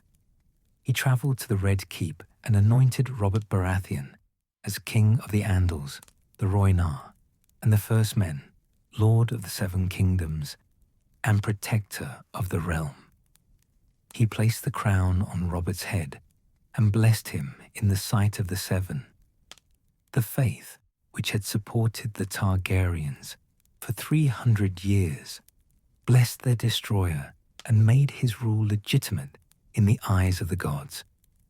The most devout justified this decision with careful reasoning. They said that the seven had clearly withdrawn their favor from House Targaryen. Aerys had gone mad. Rhaegar had died in battle. The Targaryen children had been killed. These were signs that the gods no longer supported the Dragon Kings. Robert, meanwhile, had won victory after victory. He had survived battles that should have killed him. He had united great houses behind his cause. Clearly the seven had chosen him to be the new king. This reasoning was not entirely cynical. Many of the most devout genuinely believed that the gods worked through historical events, that military victory was a sign of divine favor. If Robert had won, it was because the seven willed it. The faith's role was to recognize and bless what the gods had already decided. But there was also naked pragmatism in the decision. Robert was king whether the faith blessed him or not. Blessing him brought the faith into the new king's favor. Refusing to bless him would have made the faith his enemy, and Robert was not a man who forgot his enemies. The faith had no army to resist him. It had only its moral authority, and even that was shaky after years of compromise and accommodation. Robert Baratheon was not a particularly religious man. He honored the seven because it was expected of a king, but he spent more time in brothels and taverns than in septs. He was generous to the faith because generosity cost him nothing and bought goodwill. He made donations to build new septs. He attended services on holy days. He consulted with the High Septon on matters of law when it was appropriate, but he did not care deeply about theology or about the faith's teachings on morality. This suited the faith reasonably well. Robert was easy to manage compared to the Targaryens. He made no strange demands. He did not practice incest, so the faith did not have to contort itself theologically to justify his marriages. He was content to let the faith continue its work without interference. In exchange, the faith blessed his rule and did not ask too many questions about his personal behavior. The real power behind Robert's throne, however, was not Robert himself. It was Jon Arryn, his hand, and later the Lannisters, particularly Tywin and his children. Jon Arryn was a pious man who treated the faith with respect and deference. He consulted with Septons on matters of justice. He made sure the crown met its obligations to the faith. Under his guidance, the relationship between throne and faith remained stable. But Jon Arryn was old, and he would not live forever. And when he died, the delicate balance he had maintained would die with him. The High Septon during most of Robert's reign was a man whose name is lost to history, known only by his title. He was distinguished mainly by his close relationship with House Lannister. The Lannisters had always been generous to the faith, and this High Septon remembered their generosity. When matters of importance came before the faith, he often consulted with Tywin Lannister, or later with Cersei. The faith was supposed to be independent, answerable only to the seven, but in practice, they had become deeply entangled with Lannister gold. This corruption was not obvious to most people. The High Septons still preached about justice and mercy. The faith still cared for orphans and the sick. Septons still blessed marriages and conducted funerals. But at the highest levels, gold had replaced piety as the guiding principle. The most devout were chosen not for their wisdom or devotion, but for their connections and their willingness to serve powerful interests. The common people were beginning to notice. They saw the High Septon wearing a crown of crystal and riding in a jeweled litter. They saw the most devout dining on rich food, while small folk starved. They heard sermons about helping the poor from Septons who lived in comfortable quarters and wore fine robes. The disconnect between the faith's teachings and its practice was growing impossible to ignore. During Robert's reign, the Seven Kingdoms were mostly at peace. There were no great wars, no major conflicts, but there was suffering nonetheless. Drought struck the riverlands. Harsh winters caused famines in the north. Bandits plagued the roads. Lords squeezed their small folk for taxes to pay for their own luxuries. And through it all, the faith collected its tithes and grew wealthier while doing less and less for those who needed help. Some Septons spoke out against this corruption. In small villages and remote septries, there were still faithful servants of the Seven who took their vows seriously. They lived simply. They shared what little they had with those who had even less. They preached that the Father would judge the rich harshly for ignoring the poor, that the mother showed mercy to the lowest, that the smith blessed honest labor over inherited wealth. These voices were largely ignored by the leadership of the faith. The High Septon and the most devout were comfortable. They had power and influence. They dined with lords and advised kings. Why should they listen to some poor Septon in a village who thought the faith should return to poverty and simplicity? The world had changed since the days of the Andals in Andalos. The faith had to be practical, had to work within the system as it existed. But among the small folk, resentment was building. They still prayed to the Seven. They still sought comfort in the faith. But they were beginning to wonder if the faith truly represented the gods, or if it had become just another tool of the powerful to control the weak. They saw wealthy Septons and wondered where the Father's justice had gone. They saw the High Septon's crystal crown and wondered what the smith would think of such luxury. They heard about the Mother's mercy and wondered why they received so little of it. The seeds of rebellion were being planted, though few recognized them at the time.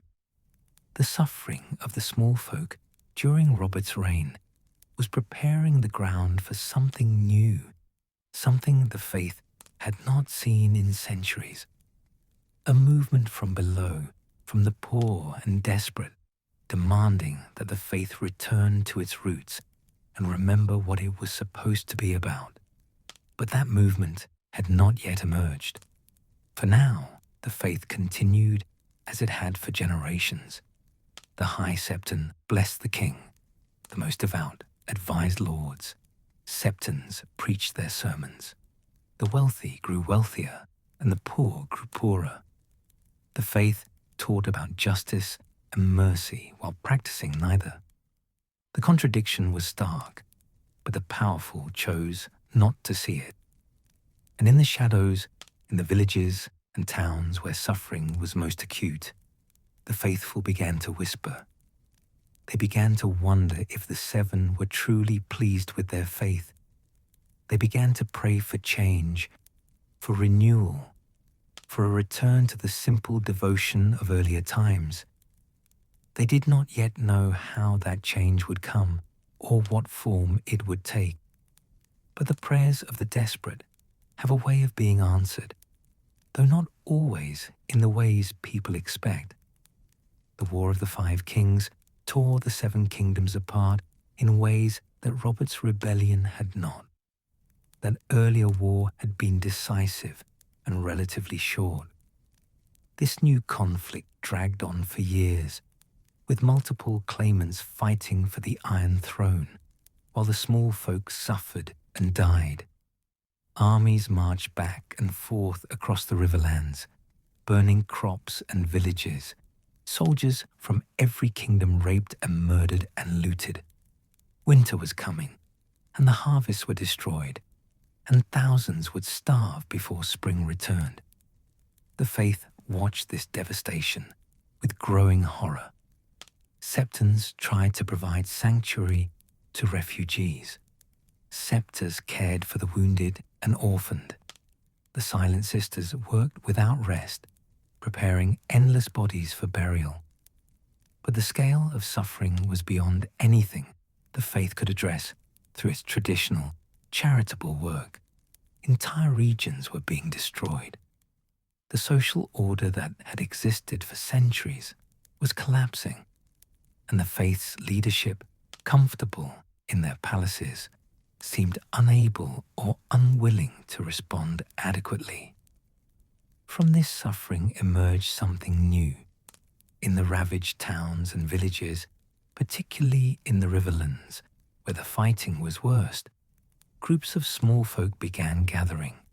They were called sparrows, a name that captured their humble station and their great numbers. They were farmers whose fields had been burned, craftsmen whose shops had been looted, mothers whose children had been killed by passing soldiers. They had lost everything except their faith in the Seven. The sparrows began to organize themselves into bands, traveling together for safety. They walked the roads with rough staffs and axes, defending themselves from bandits and deserters. They prayed together at ruined septs. They shared what little food they had. They began to preach a message that resonated with their fellow sufferers. The Faith had grown corrupt. The Septons, in their comfortable quarters, had forgotten the poor. The High Septon, with his crystal crown, knew nothing of real suffering. The Seven were angry with this corruption, and the war was their punishment. The sparrows taught that the Faith needed to return to its roots. The Septons should give up their wealth and live simply, as the first Septons had done in ancient Andalos. The High Septon should walk barefoot like a common man, not ride in a jeweled litter. The Faith should serve the poor, not the powerful. These were not complex theological arguments.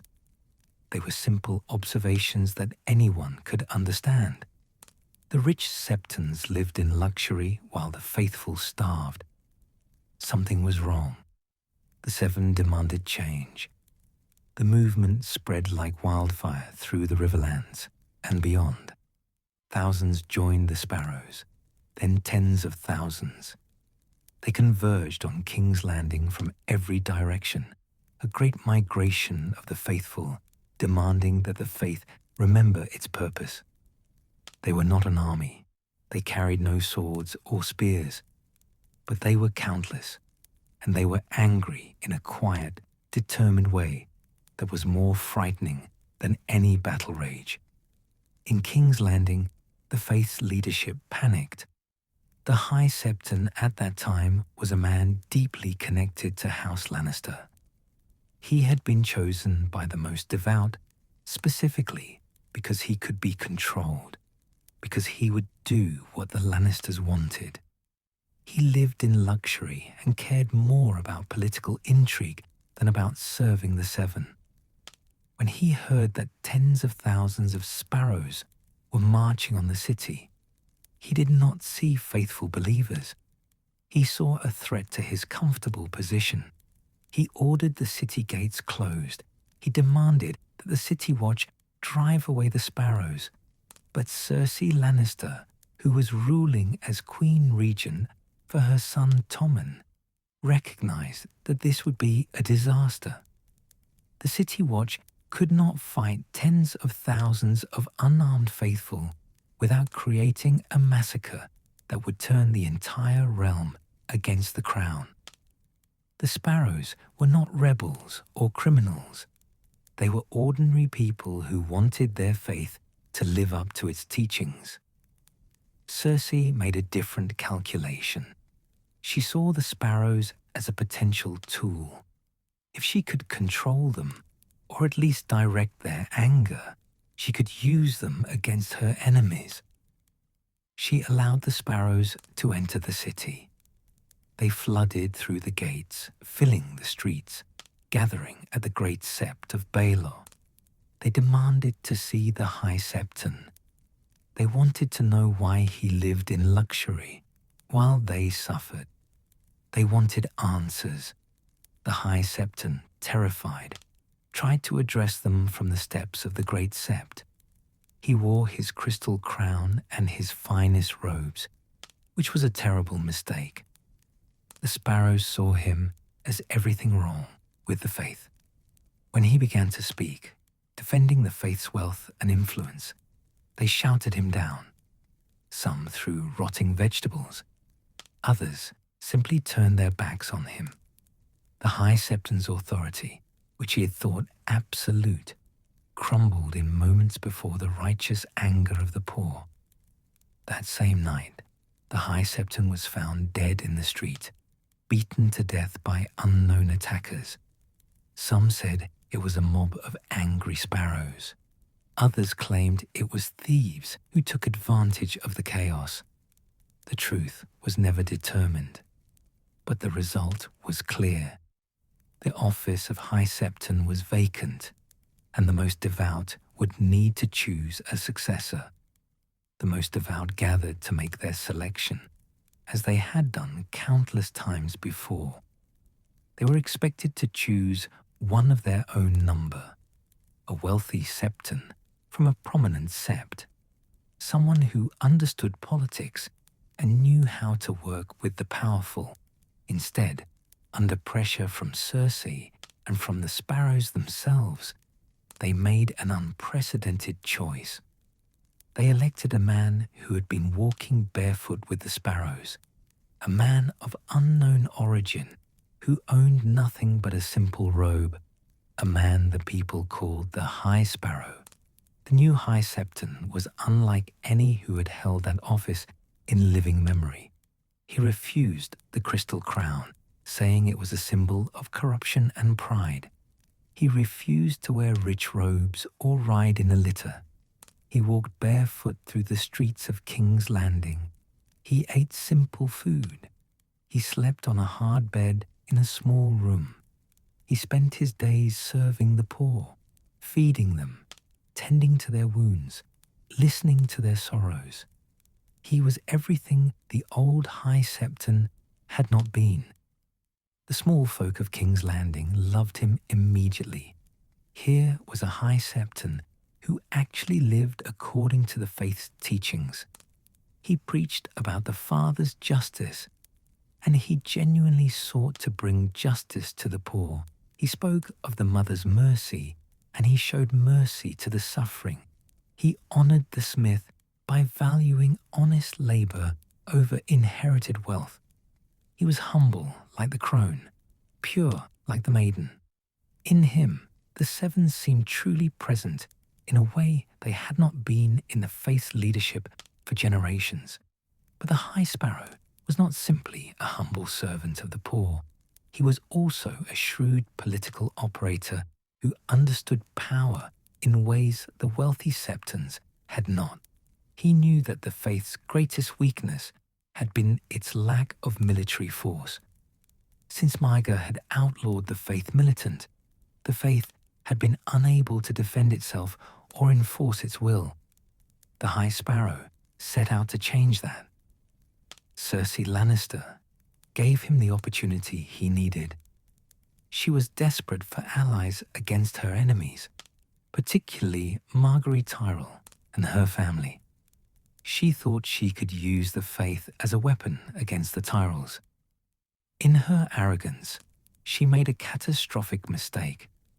She agreed to allow the faith to reform the Faith Militant, to bring back the warriors' sons and the poor fellows who had been outlawed for nearly 300 years. The High Sparrow moved quickly to rebuild the military orders. The poor fellows were easy to recruit. Thousands of small folk who had been sparrows eagerly took up arms in service of the Seven. They had stars carved into their foreheads to mark their devotion. They swore oaths to defend the faith and punish sinners. Within weeks, the faith had an army of common-born warriors loyal only to the High Septon. The warriors' sons were fewer in number, but more dangerous. These were knights who gave up their lands and their family names to serve the Seven. They wore rainbow cloaks and carried swords blessed by Septons. They were skilled warriors, deadly in combat, and absolutely devoted to their cause. With the warriors' sons and poor fellows reborn, the faith once again had the power to enforce its will through force. The High Sparrow used this power carefully but ruthlessly. He began by targeting obvious sins. Brothels were raided and closed down. Septons who lived too comfortably were investigated and sometimes tried for corruption. But he did not stop there. The High Sparrow taught that the faith's laws applied equally to everyone, from the lowest beggar to the highest lord. And that meant even queens could be judged. Cersei had expected the High Sparrow to be her tool, to use the Faith Militant against her enemies while leaving her untouched. She had miscalculated completely. The High Sparrow did not distinguish between Lannister and Tyrell, between queen and commoner. If someone had sinned, they would face the father's judgment. And Cersei had sinned greatly. The High Sparrow arrested Marguerite Tyrell first, charging her with adultery and fornication. The accusations were probably false or exaggerated, but that hardly mattered. Marguerite was imprisoned in the Great Sept, held by the Faith Militant. The Tyrells were outraged, but what could they do? Attack the Great Sept? Massacre the Faith Militant? Such actions would turn the entire realm against them. The small folk loved the High Sparrow. Any move against him would be seen as an attack on the faith itself. Then the High Sparrow turned on Cersei. She was arrested for adultery, incest, and murder. The charges were all true, though proving them would be difficult. Cersei had slept with her cousin Lancel. She had been sleeping with her brother Jaime for years. She had arranged the death of King Robert. The High Sparrow had witnesses and confessions. Cersei found herself imprisoned in the same sept where she had thought to imprison her enemies. The High Sparrow forced Cersei to perform a walk of atonement, a public humiliation that had not been used in generations. She was stripped naked and forced to walk from the Great Sept through the streets of King's Landing to the Red Keep, while crowds jeered and threw filth at her. It was a demonstration of the faith's power. Even the Queen Regent, one of the most powerful people in the realm, could be humbled by the faith if she had sinned. This was the High Sparrow's genius. He understood that the faith's moral authority was its greatest weapon. The wealthy and powerful had tolerated the faith as long as it focused on the poor and did not challenge their behavior. But the Seven's laws applied to everyone. The Father judged all people equally. If lords and queens were allowed to sin without consequence, then the faith's teachings meant nothing. By enforcing the faith's laws against the powerful, the High Sparrow restored the faith's credibility with the small folk. They saw that finally, after centuries of corruption and accommodation, the faith was remembering its purpose. The rich and powerful would face the same judgment as the poor. Justice was not just for those who could afford it. The Father's scales weighed all souls equally. But this aggressive enforcement of religious law came with costs. The High Sparrow's faith was puritanical and harsh. sinners were punished publicly and severely. The poor fellows patrolled the streets, arresting anyone they deemed immoral. Women accused of prostitution were imprisoned, or worse. Men found in brothels were forced to confess publicly. The faith that had once offered comfort and mercy now offered judgment and punishment. Some saw this as necessary correction. The realm had grown too sinful, too accepting of behavior that the Seven condemned. The war, the suffering, the collapse of order, all of this was punishment for turning away from the gods. The High Sparrow was leading the faith back to righteousness, and if that required harshness, so be it. The Father was a judge, and judges must be stern. Others saw tyranny in religious guise. The High Sparrow had taken power and was using it to enforce his interpretation of the Seven's will on everyone. He answered to no one. The most devout, who was supposed to guide the faith, had become his servants rather than his advisors. The Faith Militant obeyed only him. He was, in effect, a religious dictator, wielding more power than any High Septon in centuries. The question of the High Sparrow's true motivations became a subject of debate throughout the realm. Was he genuinely a humble servant of the Seven, trying to restore the faith to its proper purpose? Or was he a skilled manipulator using religion as a path to personal power? Different people saw him differently based on their own positions and interests. The small folk generally loved him. They saw a man who lived simply, who cared for the poor, who held the mighty accountable. He was one of them, not one of the lords and ladies who had caused so much suffering. He spoke their language and understood their lives. Whether he was saint or tyrant mattered less to them than the fact that he was someone who finally paid attention to their suffering. The nobility feared and hated him. He had humiliated Cersei Lannister and imprisoned Margaery Tyrell. He had shown that even queens and lords could be brought low by the faith. His Faith Militant patrolled the streets of King's Landing, arresting people for sins that the nobility had long considered private matters. He represented a threat to their power and their way of life. The faith itself was divided. Many humble septons and septors supported the High Sparrow enthusiastically. He represented what they had always believed the faith should be. He had ended the corruption of the previous leadership. He had given the faith back its moral authority. But some of the more educated and thoughtful members of the faith worried about what he was building. A faith backed by armed force, enforcing religious law through violence and intimidation, might be effective, but it was also dangerous.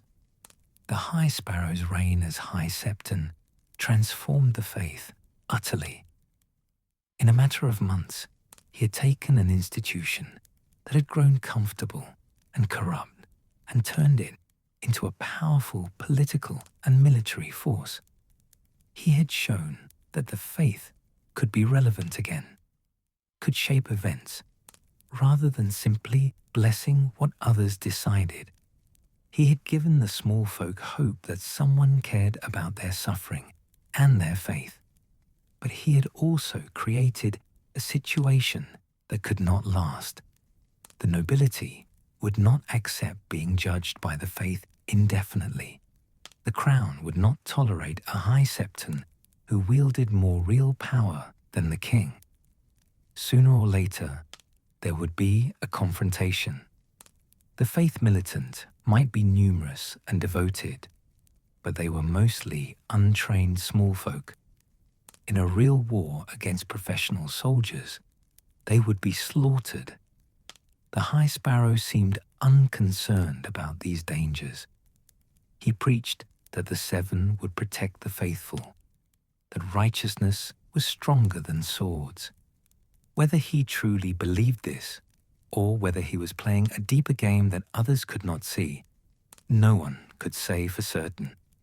He was an enigma, this barefoot man who had risen from nowhere to command the loyalty of millions. What was certain was that the faith would never be the same. The Sparrow movement had shaken it to its foundations. The comfortable accommodation with power had been shattered. The faith had remembered that it was supposed to serve the seven, not the mighty. Whether that memory would survive, whether the reforms would last, or whether the nobility would eventually crush this religious revival remained to be seen. But for now, the High Sparrow sat in the great sept of Baelor, barefoot and humble, surrounded by armed believers, wielding more power than any High Septon in 300 years. The faith of the seven had been reborn in fire and suffering, and no one knew what would come next. The faith of the seven has shaped Westeros in ways both obvious and subtle, visible and invisible. For thousands of years, from the moment the first Andalos carved 7 pointed stars into their shields and crossed the narrow sea, this religion has been woven into the very fabric of the continent.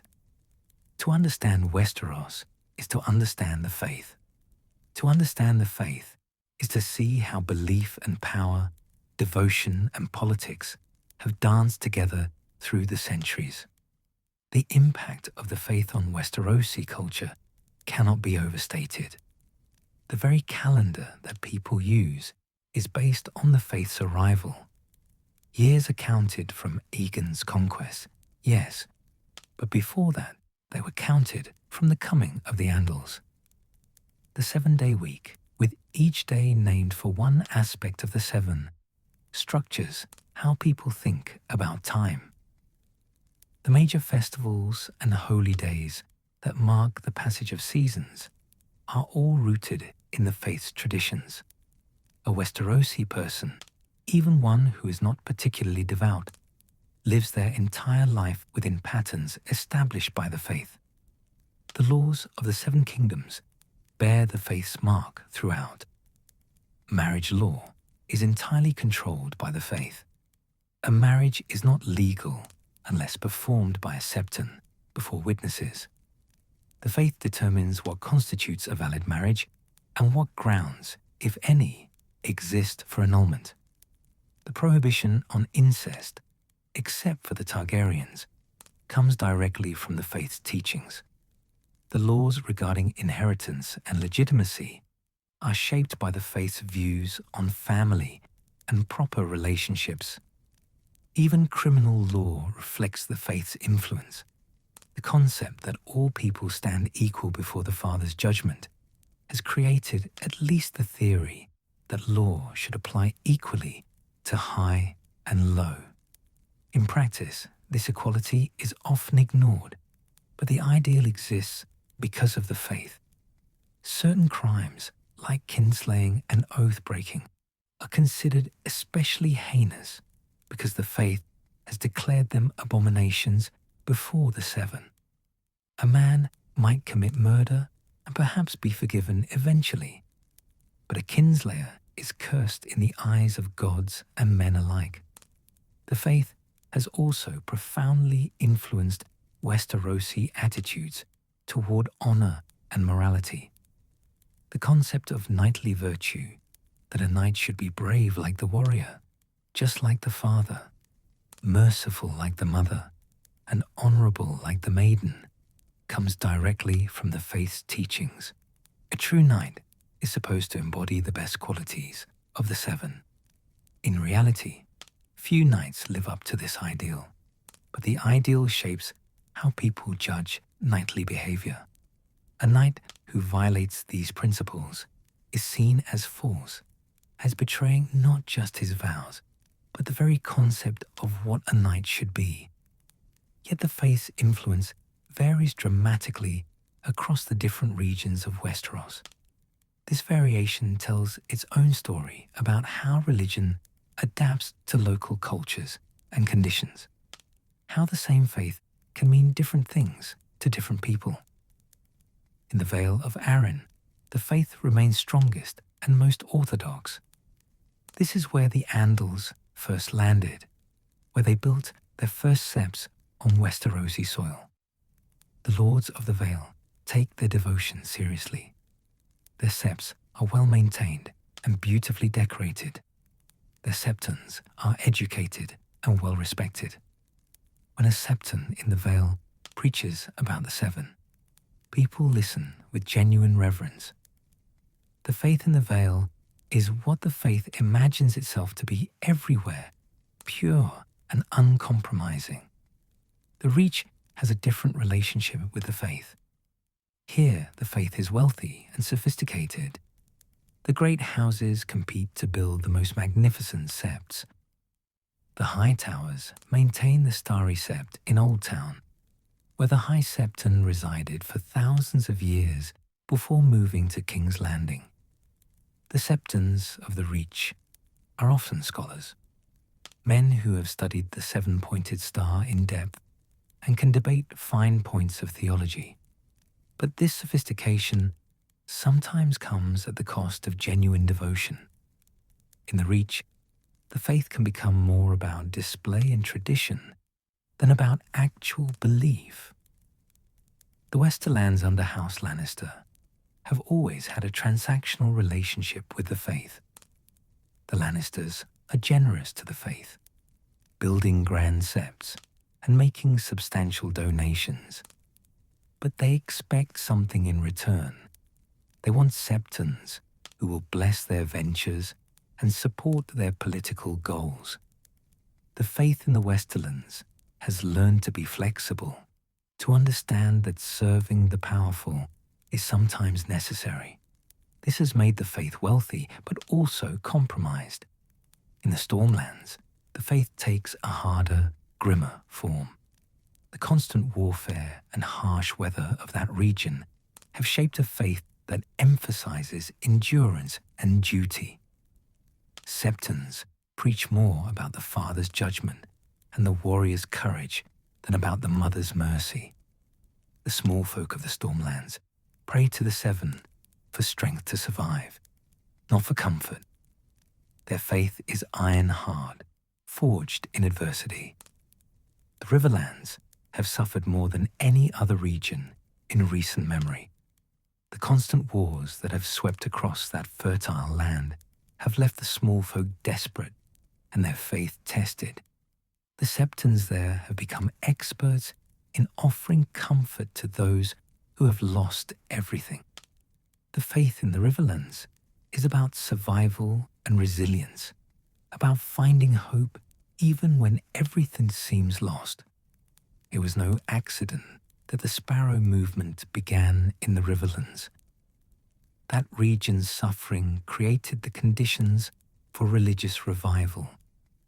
The North presents the most dramatic exception to the faith's dominance. The vast majority of Northerners still worship the old gods in their godswoods.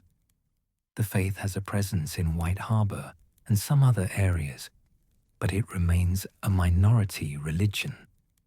The Septons who serve in the North have learned humility. They cannot preach with the same confidence they would have in the South. They are missionaries in a land that already has its own ancient gods and sees no reason to change. Dawn, as always, is unique. The Dornish worship the Seven, but they do it in their own way. Dornish interpretations of the faith's teachings often differ from those elsewhere. The faith in Dawn has had to accommodate local customs regarding gender equality and marriage that would be considered improper elsewhere. A Septon in Dawn might find himself presiding over ceremonies that would scandalize his counterparts in the Vale, but the alternative would be irrelevance, so the faith adapts. The Iron Islands barely acknowledge the faith at all. The Ironborn worship the drowned god and the storm god, ancient deities of sea and storm. A few septs exist on the islands, usually built by lords who need to maintain connections with the mainland. But the common Ironborn ignore them. The Septons assigned to the Iron Islands are essentially exiles, serving in a hostile land where their religion means nothing to most people.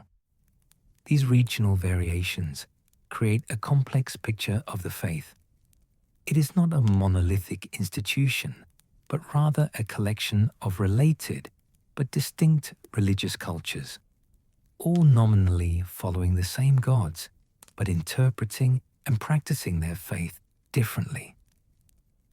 This diversity is both a strength and a weakness. It allows the faith to adapt to local conditions, but it also means the faith sometimes struggles to speak with a unified voice. The eternal tension within the faith between power and piety has never been resolved. From the beginning, when the faith had to decide whether to compromise with conquerors or resist them, this tension has shaped every major decision the faith has made. Should the faith seek political influence and wealth, using these tools to spread its message and serve the faithful? Or should it remain poor and pure, trusting in the Seven rather than in worldly power? The faith has tried both approaches at different times. The Faith Militant uprising under Aenys and Maegor was an attempt to enforce religious law through military force. It failed catastrophically, teaching the faith that armed rebellion against dragons was suicide. The long period of accommodation with the Targaryens represented the opposite approach, accepting political powerlessness in exchange for wealth and influence. The High Sparrows movement represents yet another attempt to find the balance, combining genuine devotion to the poor with sophisticated political maneuvering. None of these approaches has fully succeeded. The Faith Militant was crushed. The wealthy, accommodating faith became corrupt and lost credibility with the common people. The High Sparrows' militant purity created a backlash among the nobility. Perhaps there is no perfect balance. Perhaps the tension between power and piety is not a problem to be solved, but a reality to be managed, a creative tension that keeps the faith from becoming either completely irrelevant or completely tyrannical. The question of prophecy and the faith's role in the great events to come hangs over everything. The faith has always taught that the Seven have a plan for the world, that history unfolds according to divine will. But what is that plan? What role will the faith play in the conflicts that are clearly building toward some terrible climax? Some septons and scepters speak of ancient prophecies, visions granted by the Crone or revealed in the flames that some claim the Seven can speak through.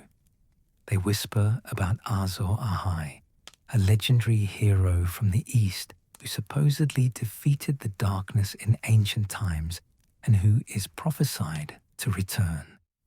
They debate whether this prophecy has anything to do with the Seven or whether it belongs to the strange religions of Essos.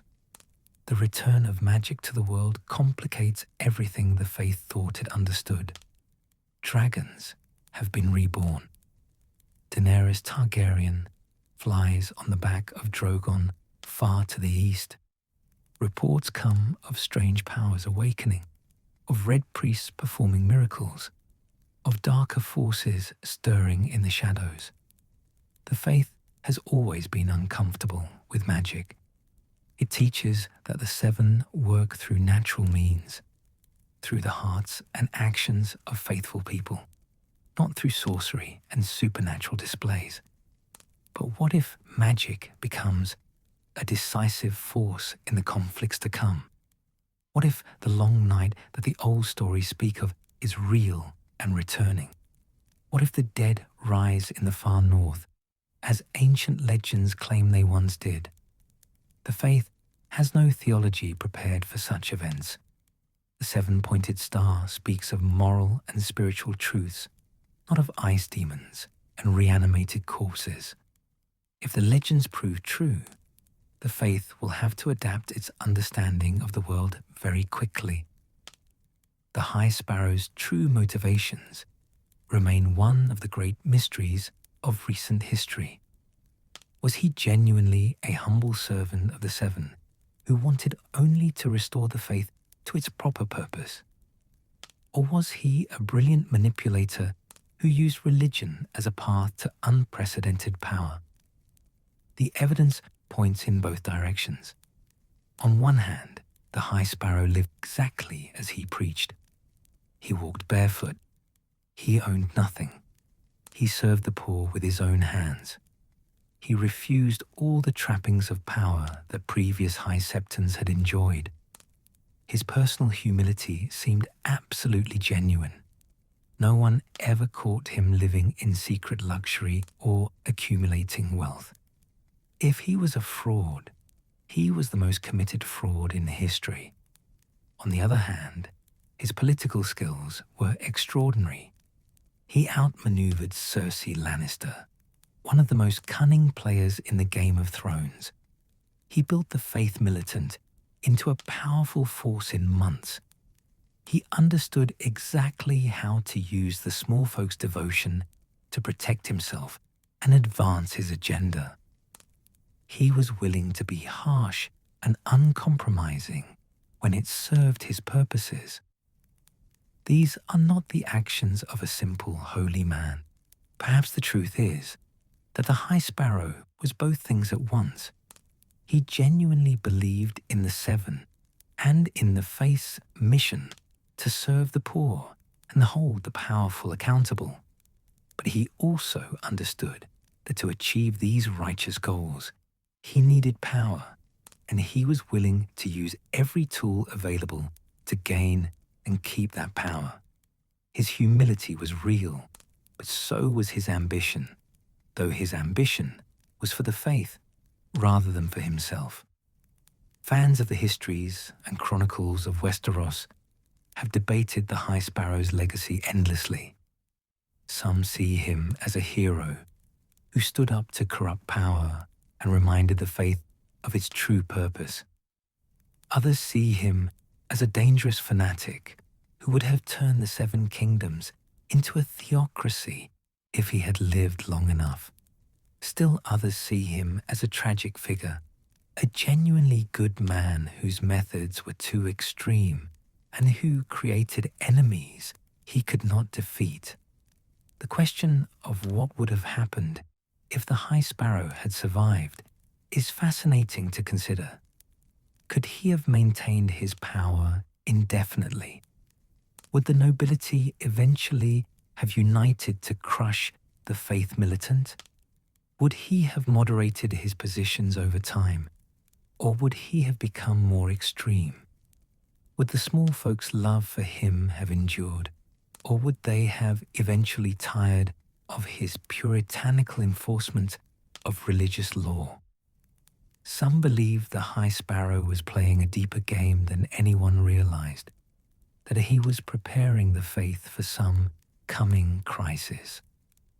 The reports from the north about the dead rising, the ancient legends about the long night, the return of dragons and magic to the world, all of these suggest that something terrible is approaching. Perhaps the High Sparrow understood this on some level.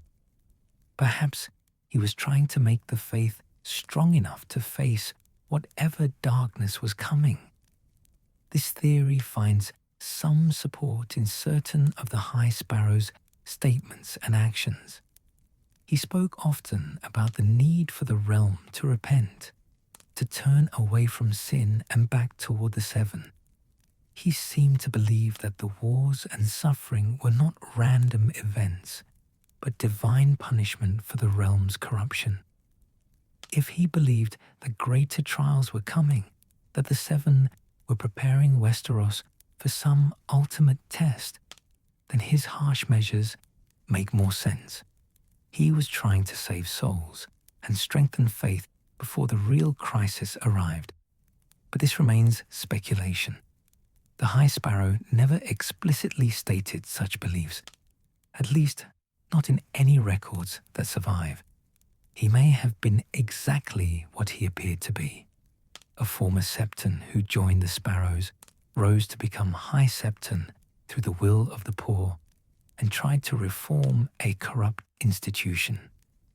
His motives may have been no more complex than that. The future of the faith itself is uncertain. The Sparrow movement shook the institution to its foundations, but movements built on the charisma of a single leader often collapse when that leader is gone. Will the reforms survive? Will the next High Septon continue the High Sparrow's policies, or will the faith revert to its old comfortable ways?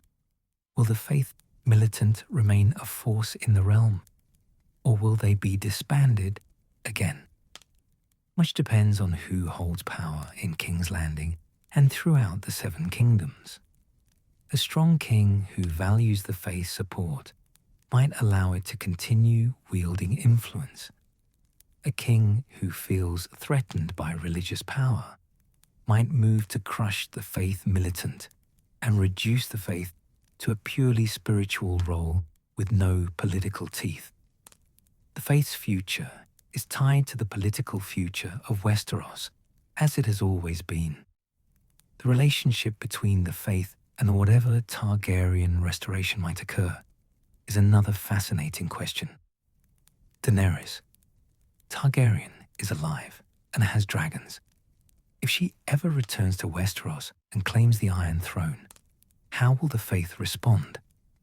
The doctrine of exceptionalism technically still stands, meaning the faith has already accepted that Targaryens can practice incestuous marriage.